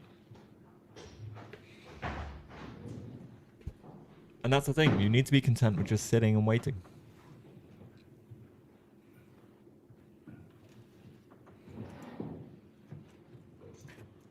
Yeah, just give them quite high accuracies. I don't know about that. I don't know.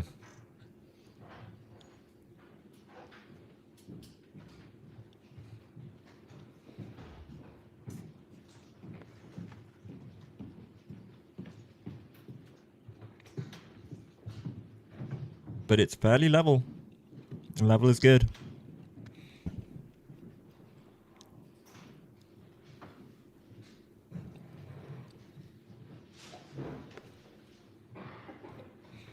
They're both getting lower on time as well. They're 20 moves in.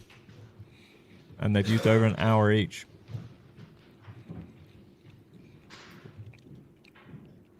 My over the board rating is actually just slightly higher than Pietro's. So 1786. But I'm in the process. I haven't plateaued just yet. So I've gained, last year I gained over 115 elo FIDE. And that trend is still going. So I think realistically, I'm kind of around 1900. Looking at my performance ratings across my tournaments recently. So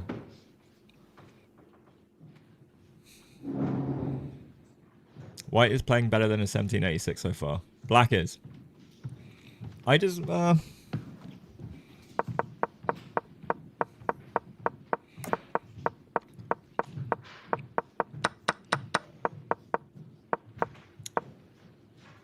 don't know.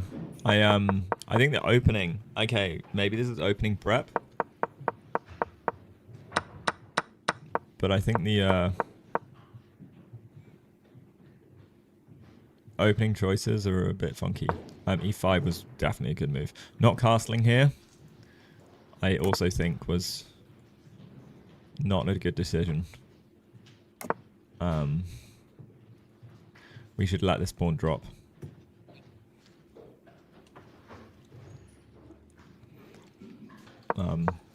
Yeah, so king here is I think king here is like the 1786 decision.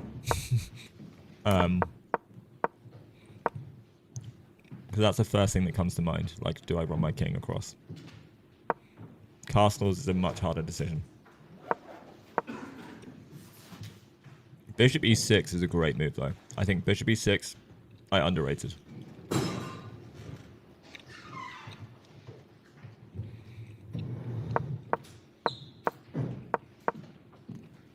But yeah, I do think in these kind of positions you have to find moves because otherwise you lose, right?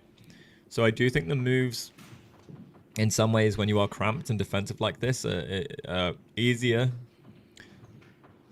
to come to because you have less options. It takes more time to find them though, because it's harder to defend than it is to attack. So as long as we don't get into horrendous time trouble, I think we're doing okay. Because now White hasn't taken advantage in the way that they could have. I think we're going to start seeing ways that we can get active. No, long castles was a mistake. Long castles was bad. Long castles is... engine marks this as a mistake. Oh, let me put on...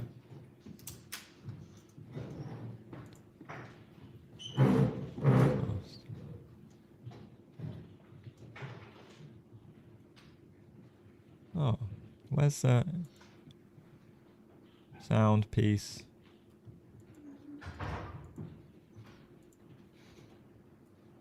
Oh. It usually does the show classifications on board somewhere.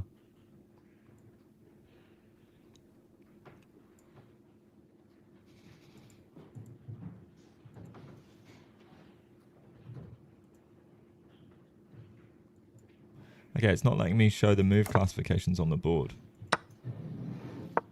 Oh,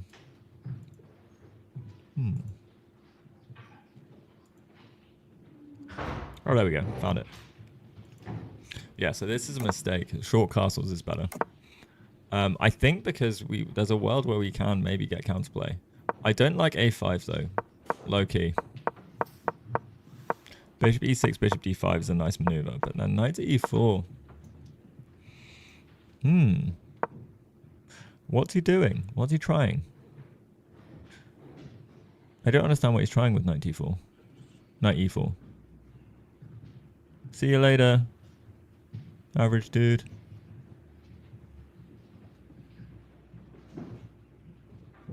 c3, b4. That makes a lot of sense. I like that c3, b4, and we attack on the queen side.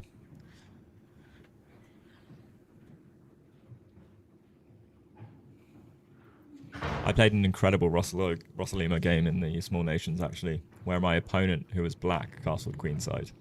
Oh, my attack was killer. I sacked a pawn for it. It was amazing.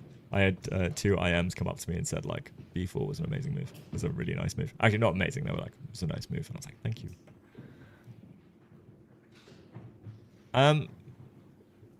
Yeah, my thing, Joel, like, is... The problem, like, I feel like these rooks are tied to these pawns. It feels kind of annoying. But black now, weirdly, has a little bit kind of, like, equalized on the space problem. Like, we've got a lot of control here, right? All of these squares are attacked by pieces to some degree. So I'd argue we actually have more central control than white does. Sack one of the pawns. I reckon this one. I reckon we go rook b8.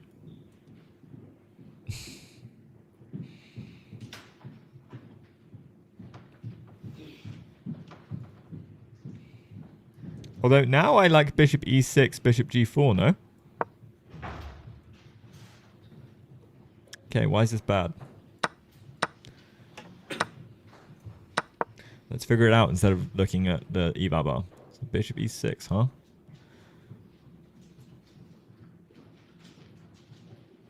Or are we taking the center? Maybe that's the way. Yeah. Yeah, Joel. Joel's on it. Joel's on it.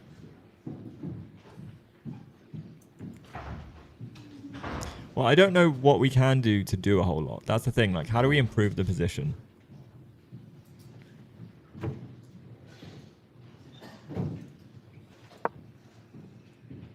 Knight c5.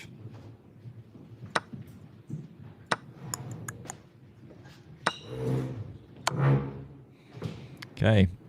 So let's hope he doesn't fall for bishop e6.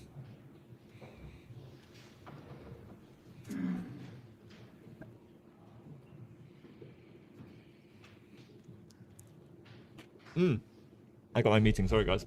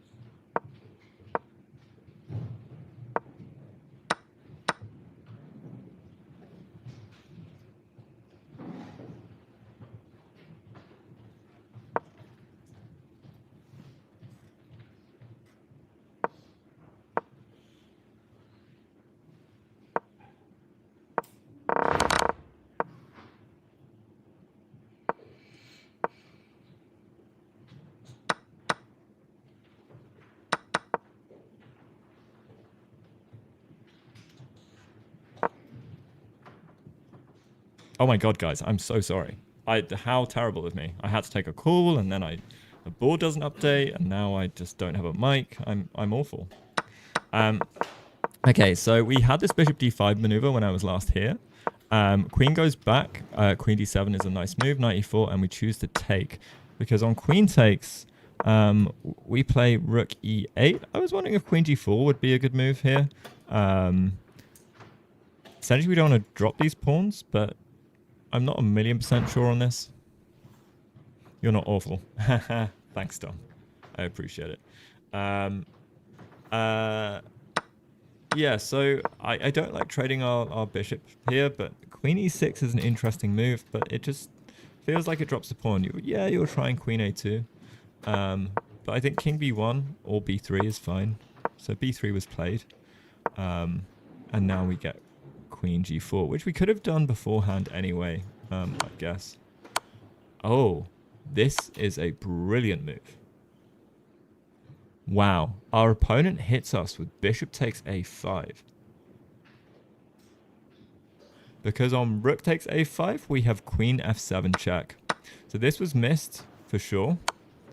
But we get queen c5 and we're kind of active. So our pieces, although the queen is kind of in the position, are still like active-ish, and there's potential for some really kind of interesting play, I think. So we're looking for queen d4 for looking for e4 because we want to try and mate our opponent. But we get checks. Wow. King up, and then we just offer the queen trade. Beautiful. That's good play from our opponent. And now we're just trying to remain active. We are down a couple of pawns, so this is kind of tough. But the bishop, and an exchange. Sorry, we're down an exchange. So a couple of pawns worth of material. There we go. Pietro can't really survive here. Yeah. This is tough. He's trying to attack a lot though, so it's a shame I missed a lot of this critical stuff because I've got lots of like client work that I have to take on because unfortunately. Could we just move and not lose the exchange? Is that a possibility though? Can we go king d7? It might still be best to take, but I'd err on the side of king d7 and just be down the pawn as opposed to the exchange. He opts to go for the exchange for this activity, I think. But he's really tried hard for the attack, but I think we can just push.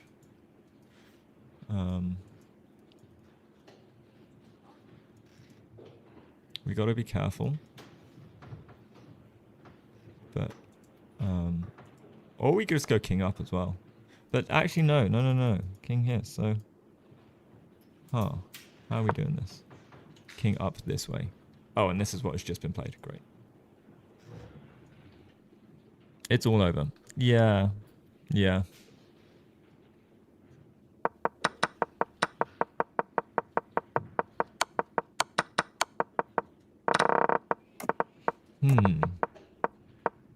I think he was doing really well. Like black's position here is tough. I'm really not sure if trading the bishop was the best idea or not. It's hard to say. I really wouldn't mind queen g4. Weirdly. Or rook e8.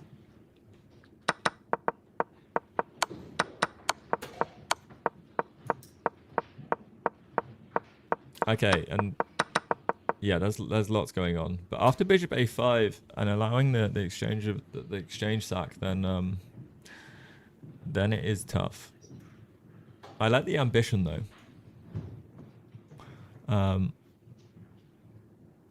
I wonder if it's choosing to go down the pawn or down the exchange. It is a good fight. I mean, Pietro is a fighter. Like he's very much a fighting player.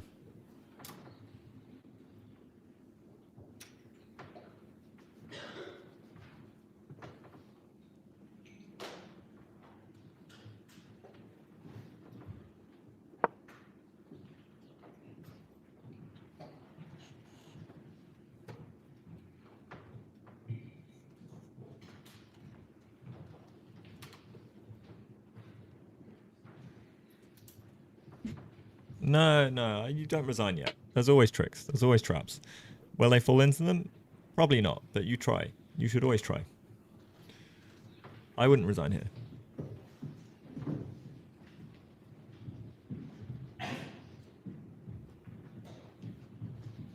That will happen though in an event like this. He just needs to get score a couple of points. It's only round 4. And he's only played 3 games because he got a full point bye, remember? So he's played 3 games. The likelihood in a tournament with a field like this is you will get that. And then he will also be playing people that have also not won games, right? He's not going to be the only one.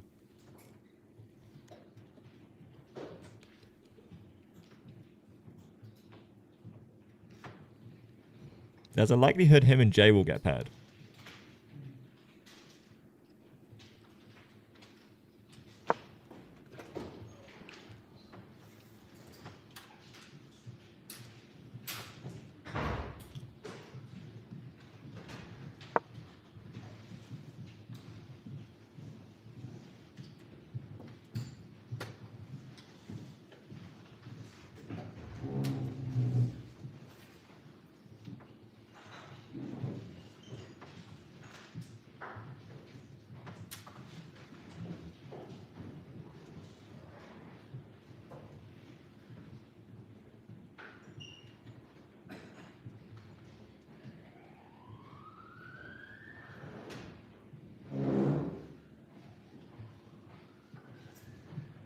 All right, this is pretty tough. The rooks are getting active.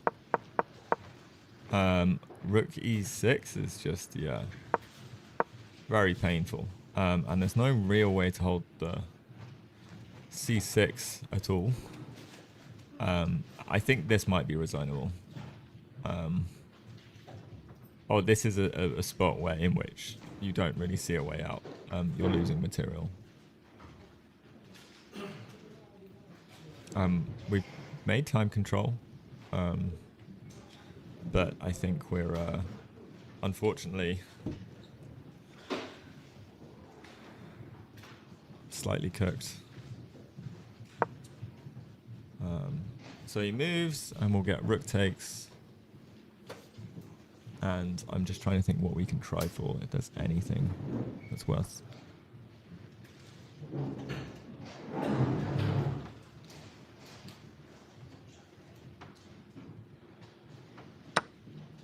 Yeah, so rook takes c6. I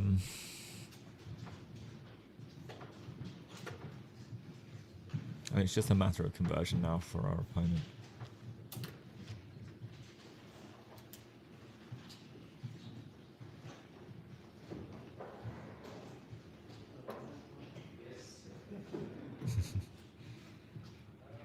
Not yet, not yet, no.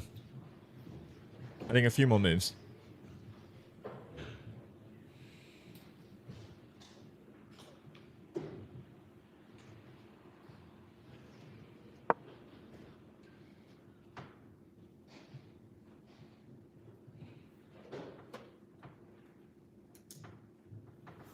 So queen f7.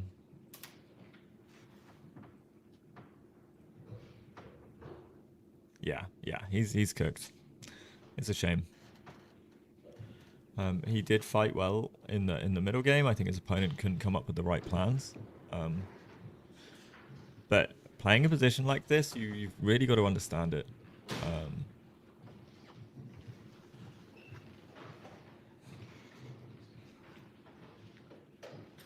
Yeah, queen g3.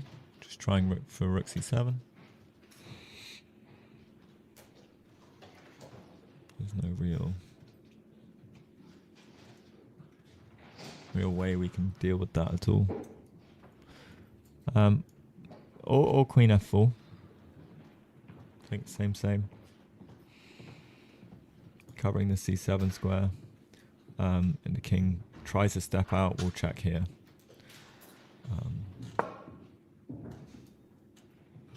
Sure.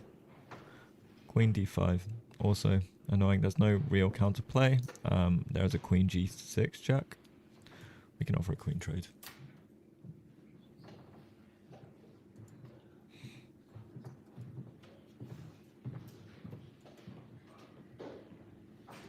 or even just move out with the threat.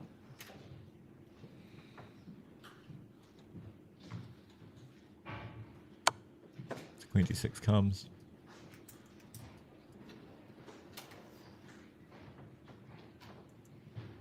Can we block with the rook? Is that a bit crazy? Maybe, because then we got this pawn, right?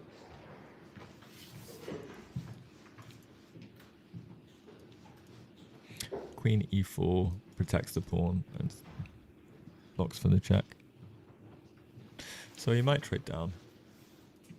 We can probably just move the king.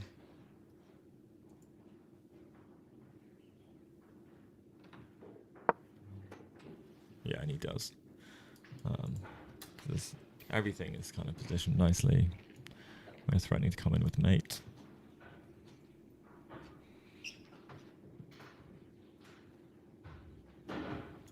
So maybe we get queen f7 to just try and stop that, but then we'll probably also have to contend with queen d6.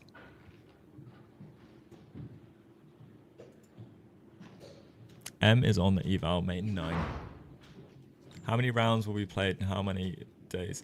9 rounds. I think they've had 1 double round day, so I'm guessing 7 or 8 days. I don't know if there's a break day though.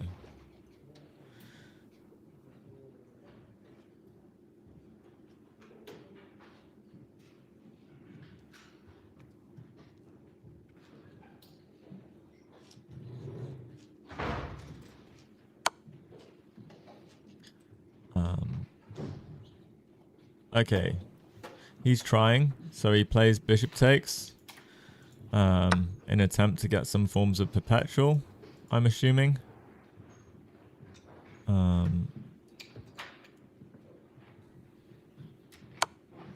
Yeah, okay, he's just trying to anything. This is, you know, one of those bit of desperation, but you gotta try, right? You gotta try.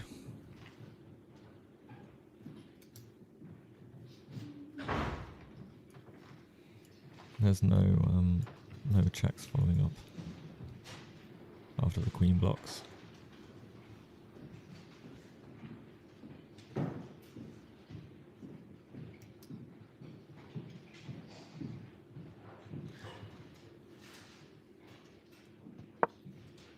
Queen takes, and we take.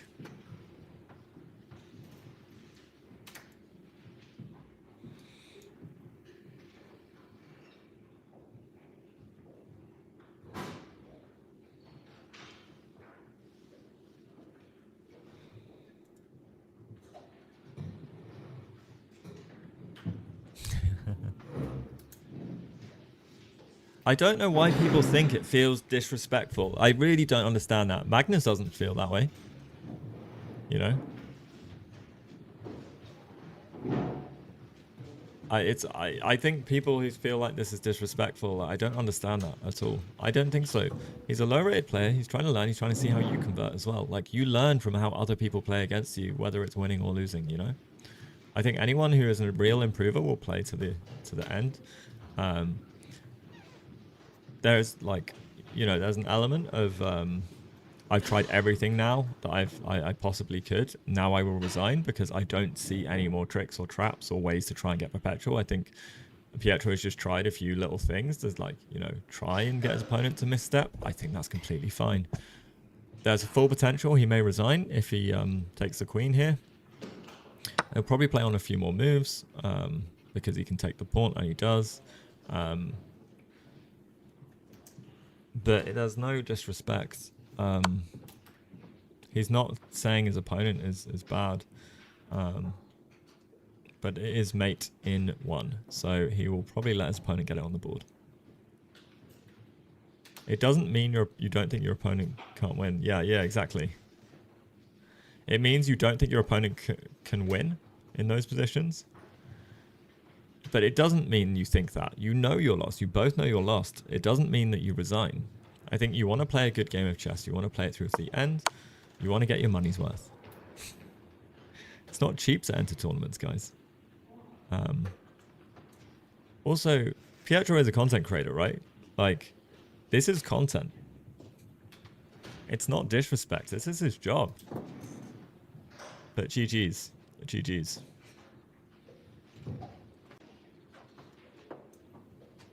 So, unlucky. Strange opening choice, I would say. Led to a tough, interesting but tough position. But the thing is, if you get used to playing stuff like this, a lot of people can't deal with it. As we saw, our opponent wasn't really...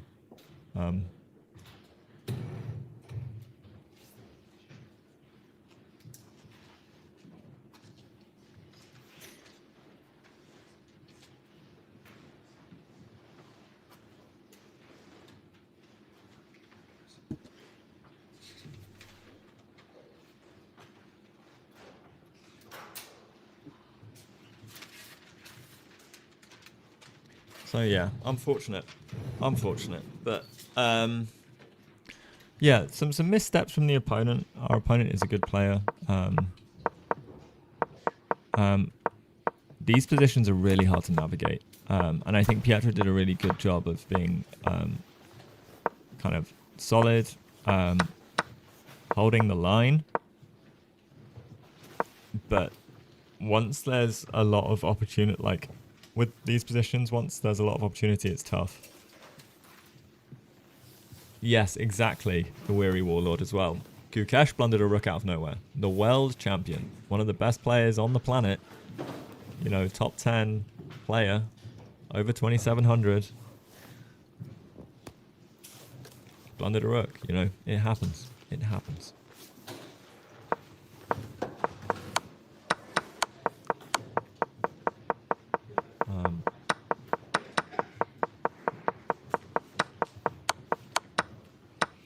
Yeah, this bishop takes a5 was a really nice resource. Definitely missed.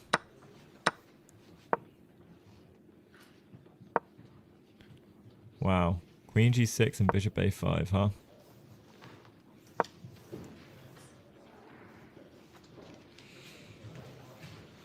And the thing is, even on queen g4, we probably have bishop a5. I guess we just move this time.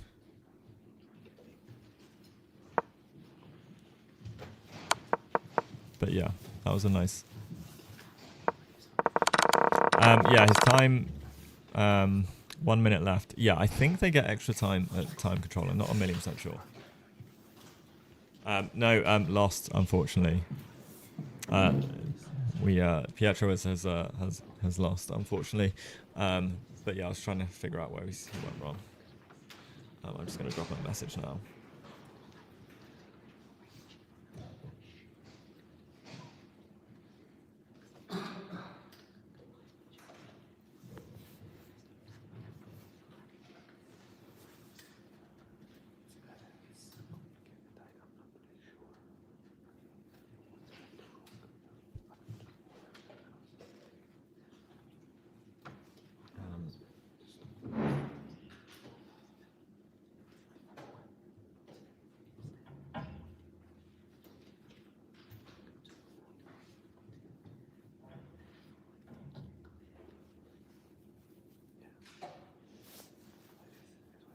Unfortunate. Unfortunate.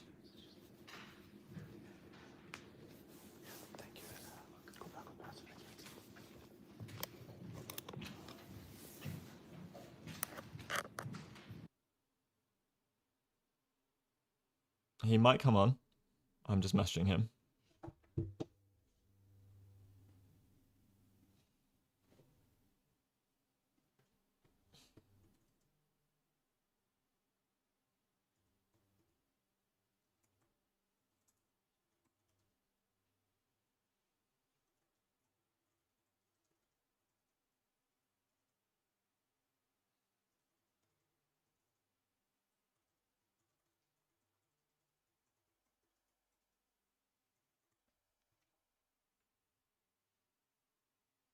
Yeah, he will jump on. Great. Okay. He's going to come on. 1 minute, guys.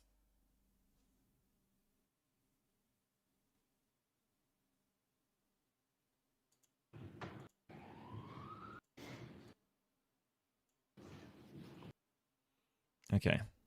Just getting the old Discord up. Make sure. Who is coming? Pietro, the man who is playing.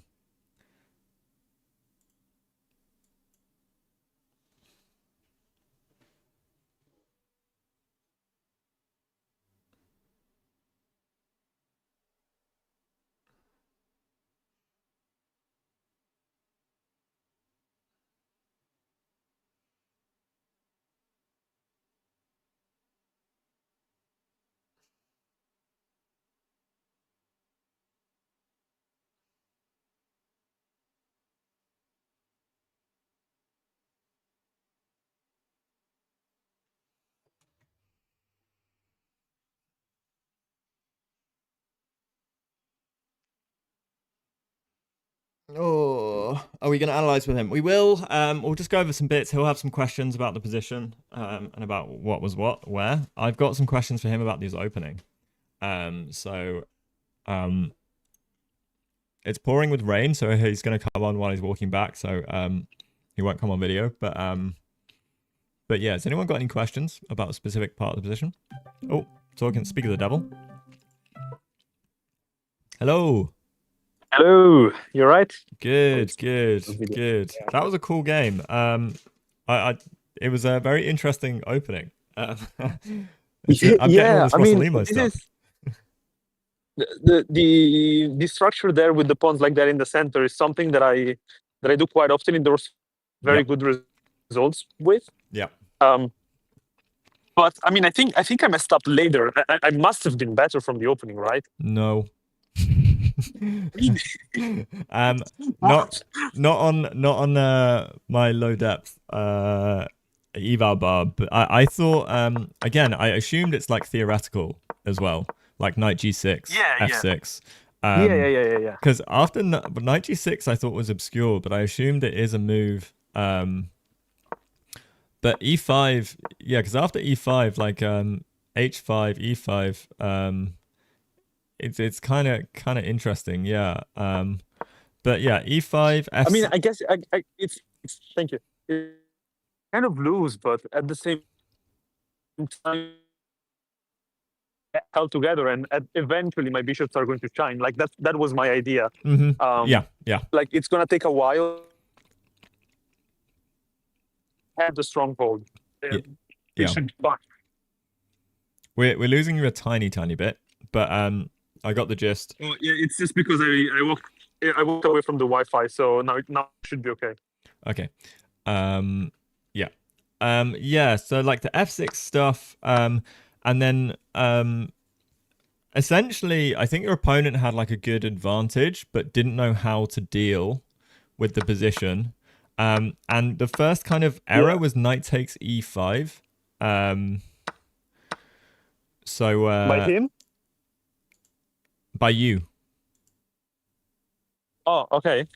So I also had thought something like queen b6 or queen a5. I think queen a5 is probably the better play.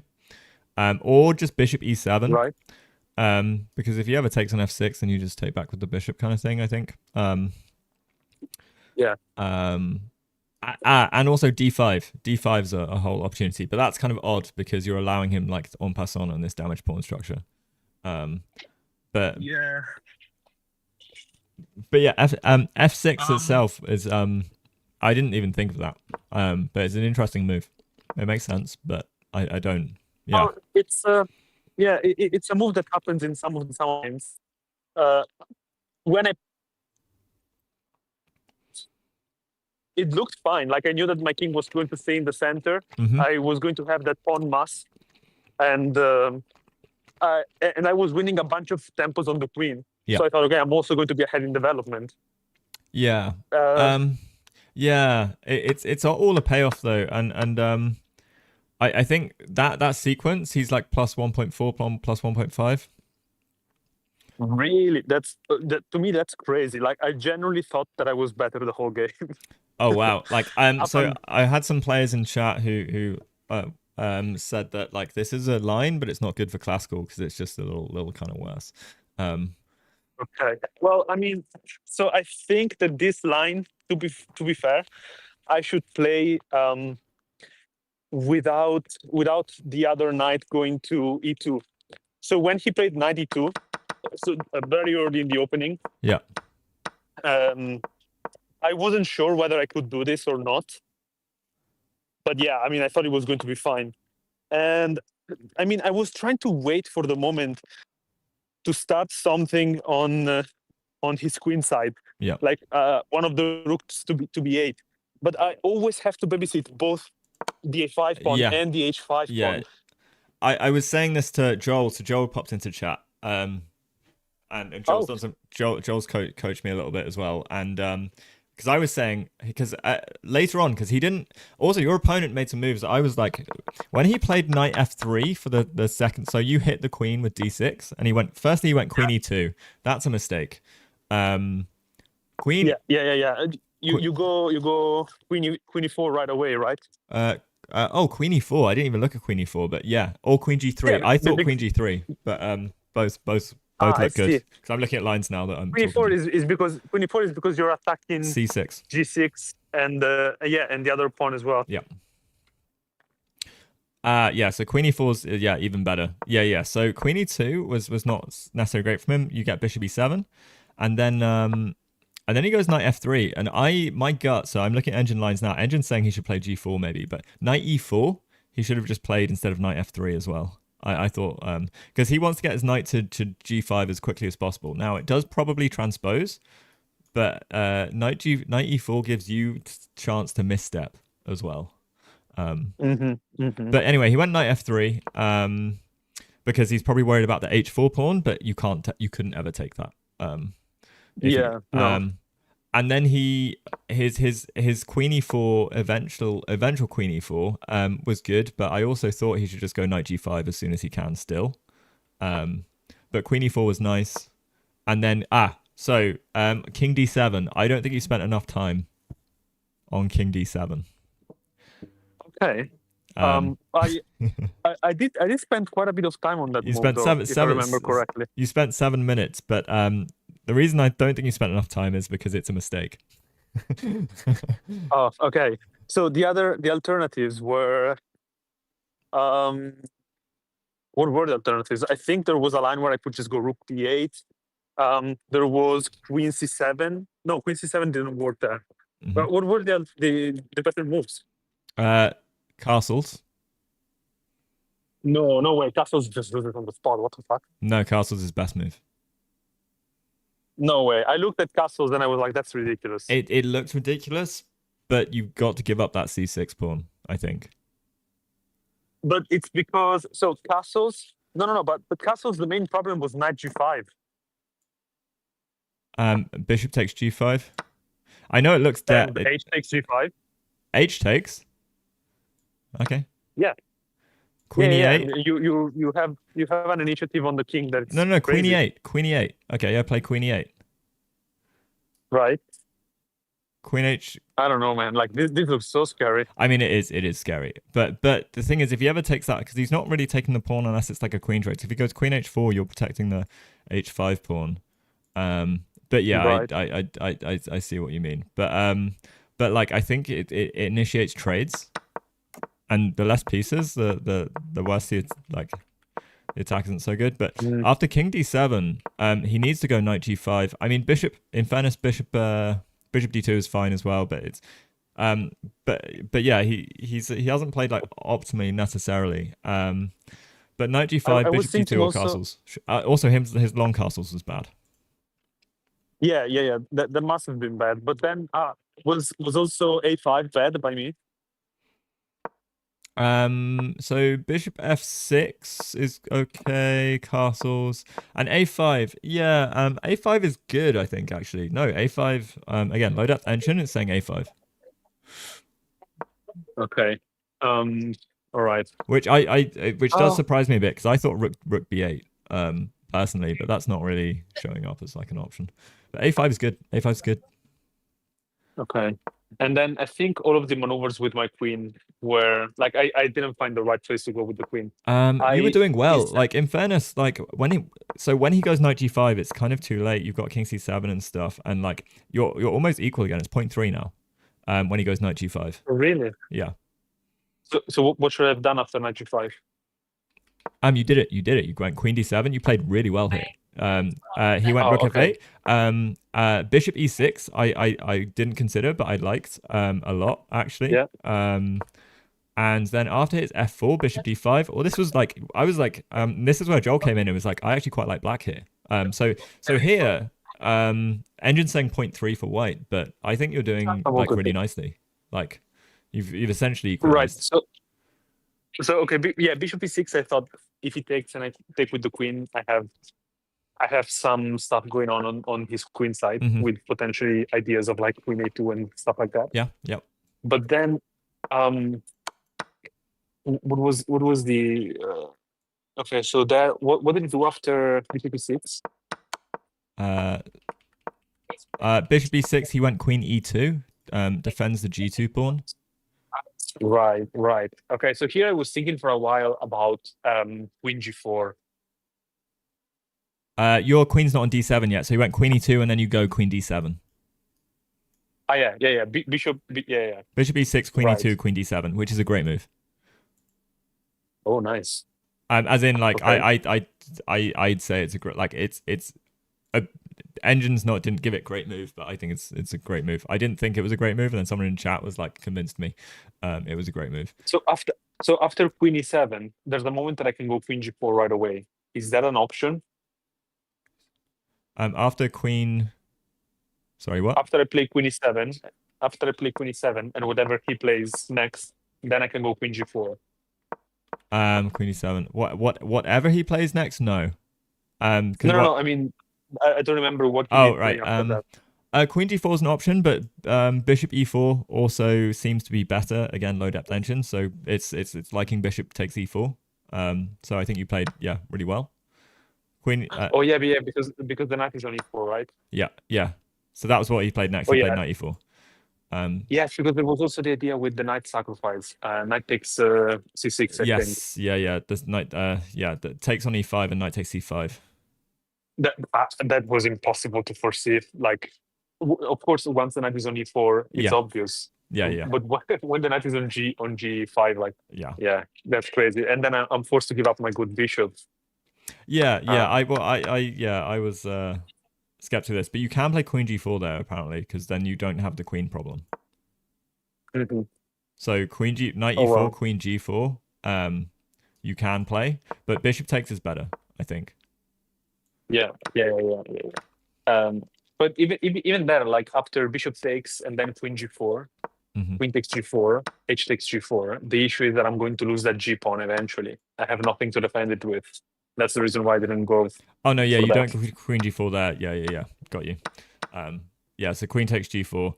And then you played rook e8, which again thinks it's fine. Rook h e8 even. You could take on f4 apparently as well, but that feels a bit loose. It feels like you're just opening up things. Yeah, I mean, after the game and even during the game, it was clear that my opponent thought that he had done stuff wrong. So I think we both thought that I was leading the game for the opening at least. Yeah, well, I think he could have like queen e2. I think was just like a misstep from him in terms of his play would have been so much easier if his queen was on e4 or g3. Like he was playing way too fast, I think. Yeah, so like there were moments where he would just like grab the piece right away after I moved and then stop himself to think. Like he felt compelled to move very quickly. Yeah. Okay, Matt, I need to go. No worries. But thank you very much. Thank you to everybody that was watching live. And yeah, we'll see how the next round goes. All right. Good luck, man. Yeah. Thank you. Have a good day, man. You too. Bye. All right, guys.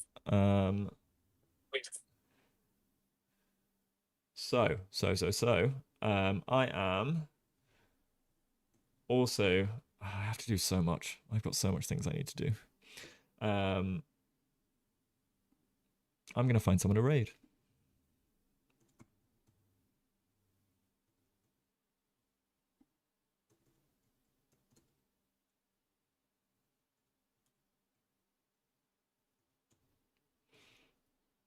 Oh, it's been a long day, guys.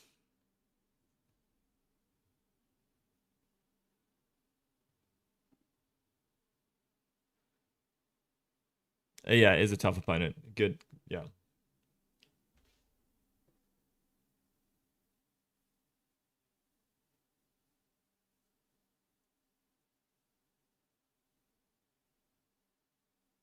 Oh, I know.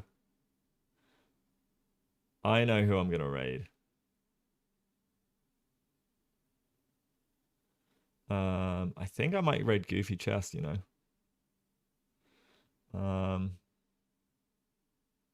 Because they're doing some fun 4-player stuff. Or Bughouse. I'm not sure which one. But with Witty and stuff as well. So go enjoy. Go enjoy, guys. I appreciate all of you for hanging around. Sorry about the board stuff earlier. But as always, if there's anyone in your life that's good friends drift away, from people that have made you happy at some point, or people that you think are like might need a little pickup, drop them a message. Tell them you're thinking of them. It's so lovely to receive that. Make their day. You could do just a little message can change someone's life if you catch them in the right moment. So enjoy Witty, Tushar, and Blunderman, and I don't know who else is streaming with them. Tothkin School. I'm sorting that out, so you'll just get a notification in a couple of weeks. So essentially I have a process and a form I fill out with ChessCon for that.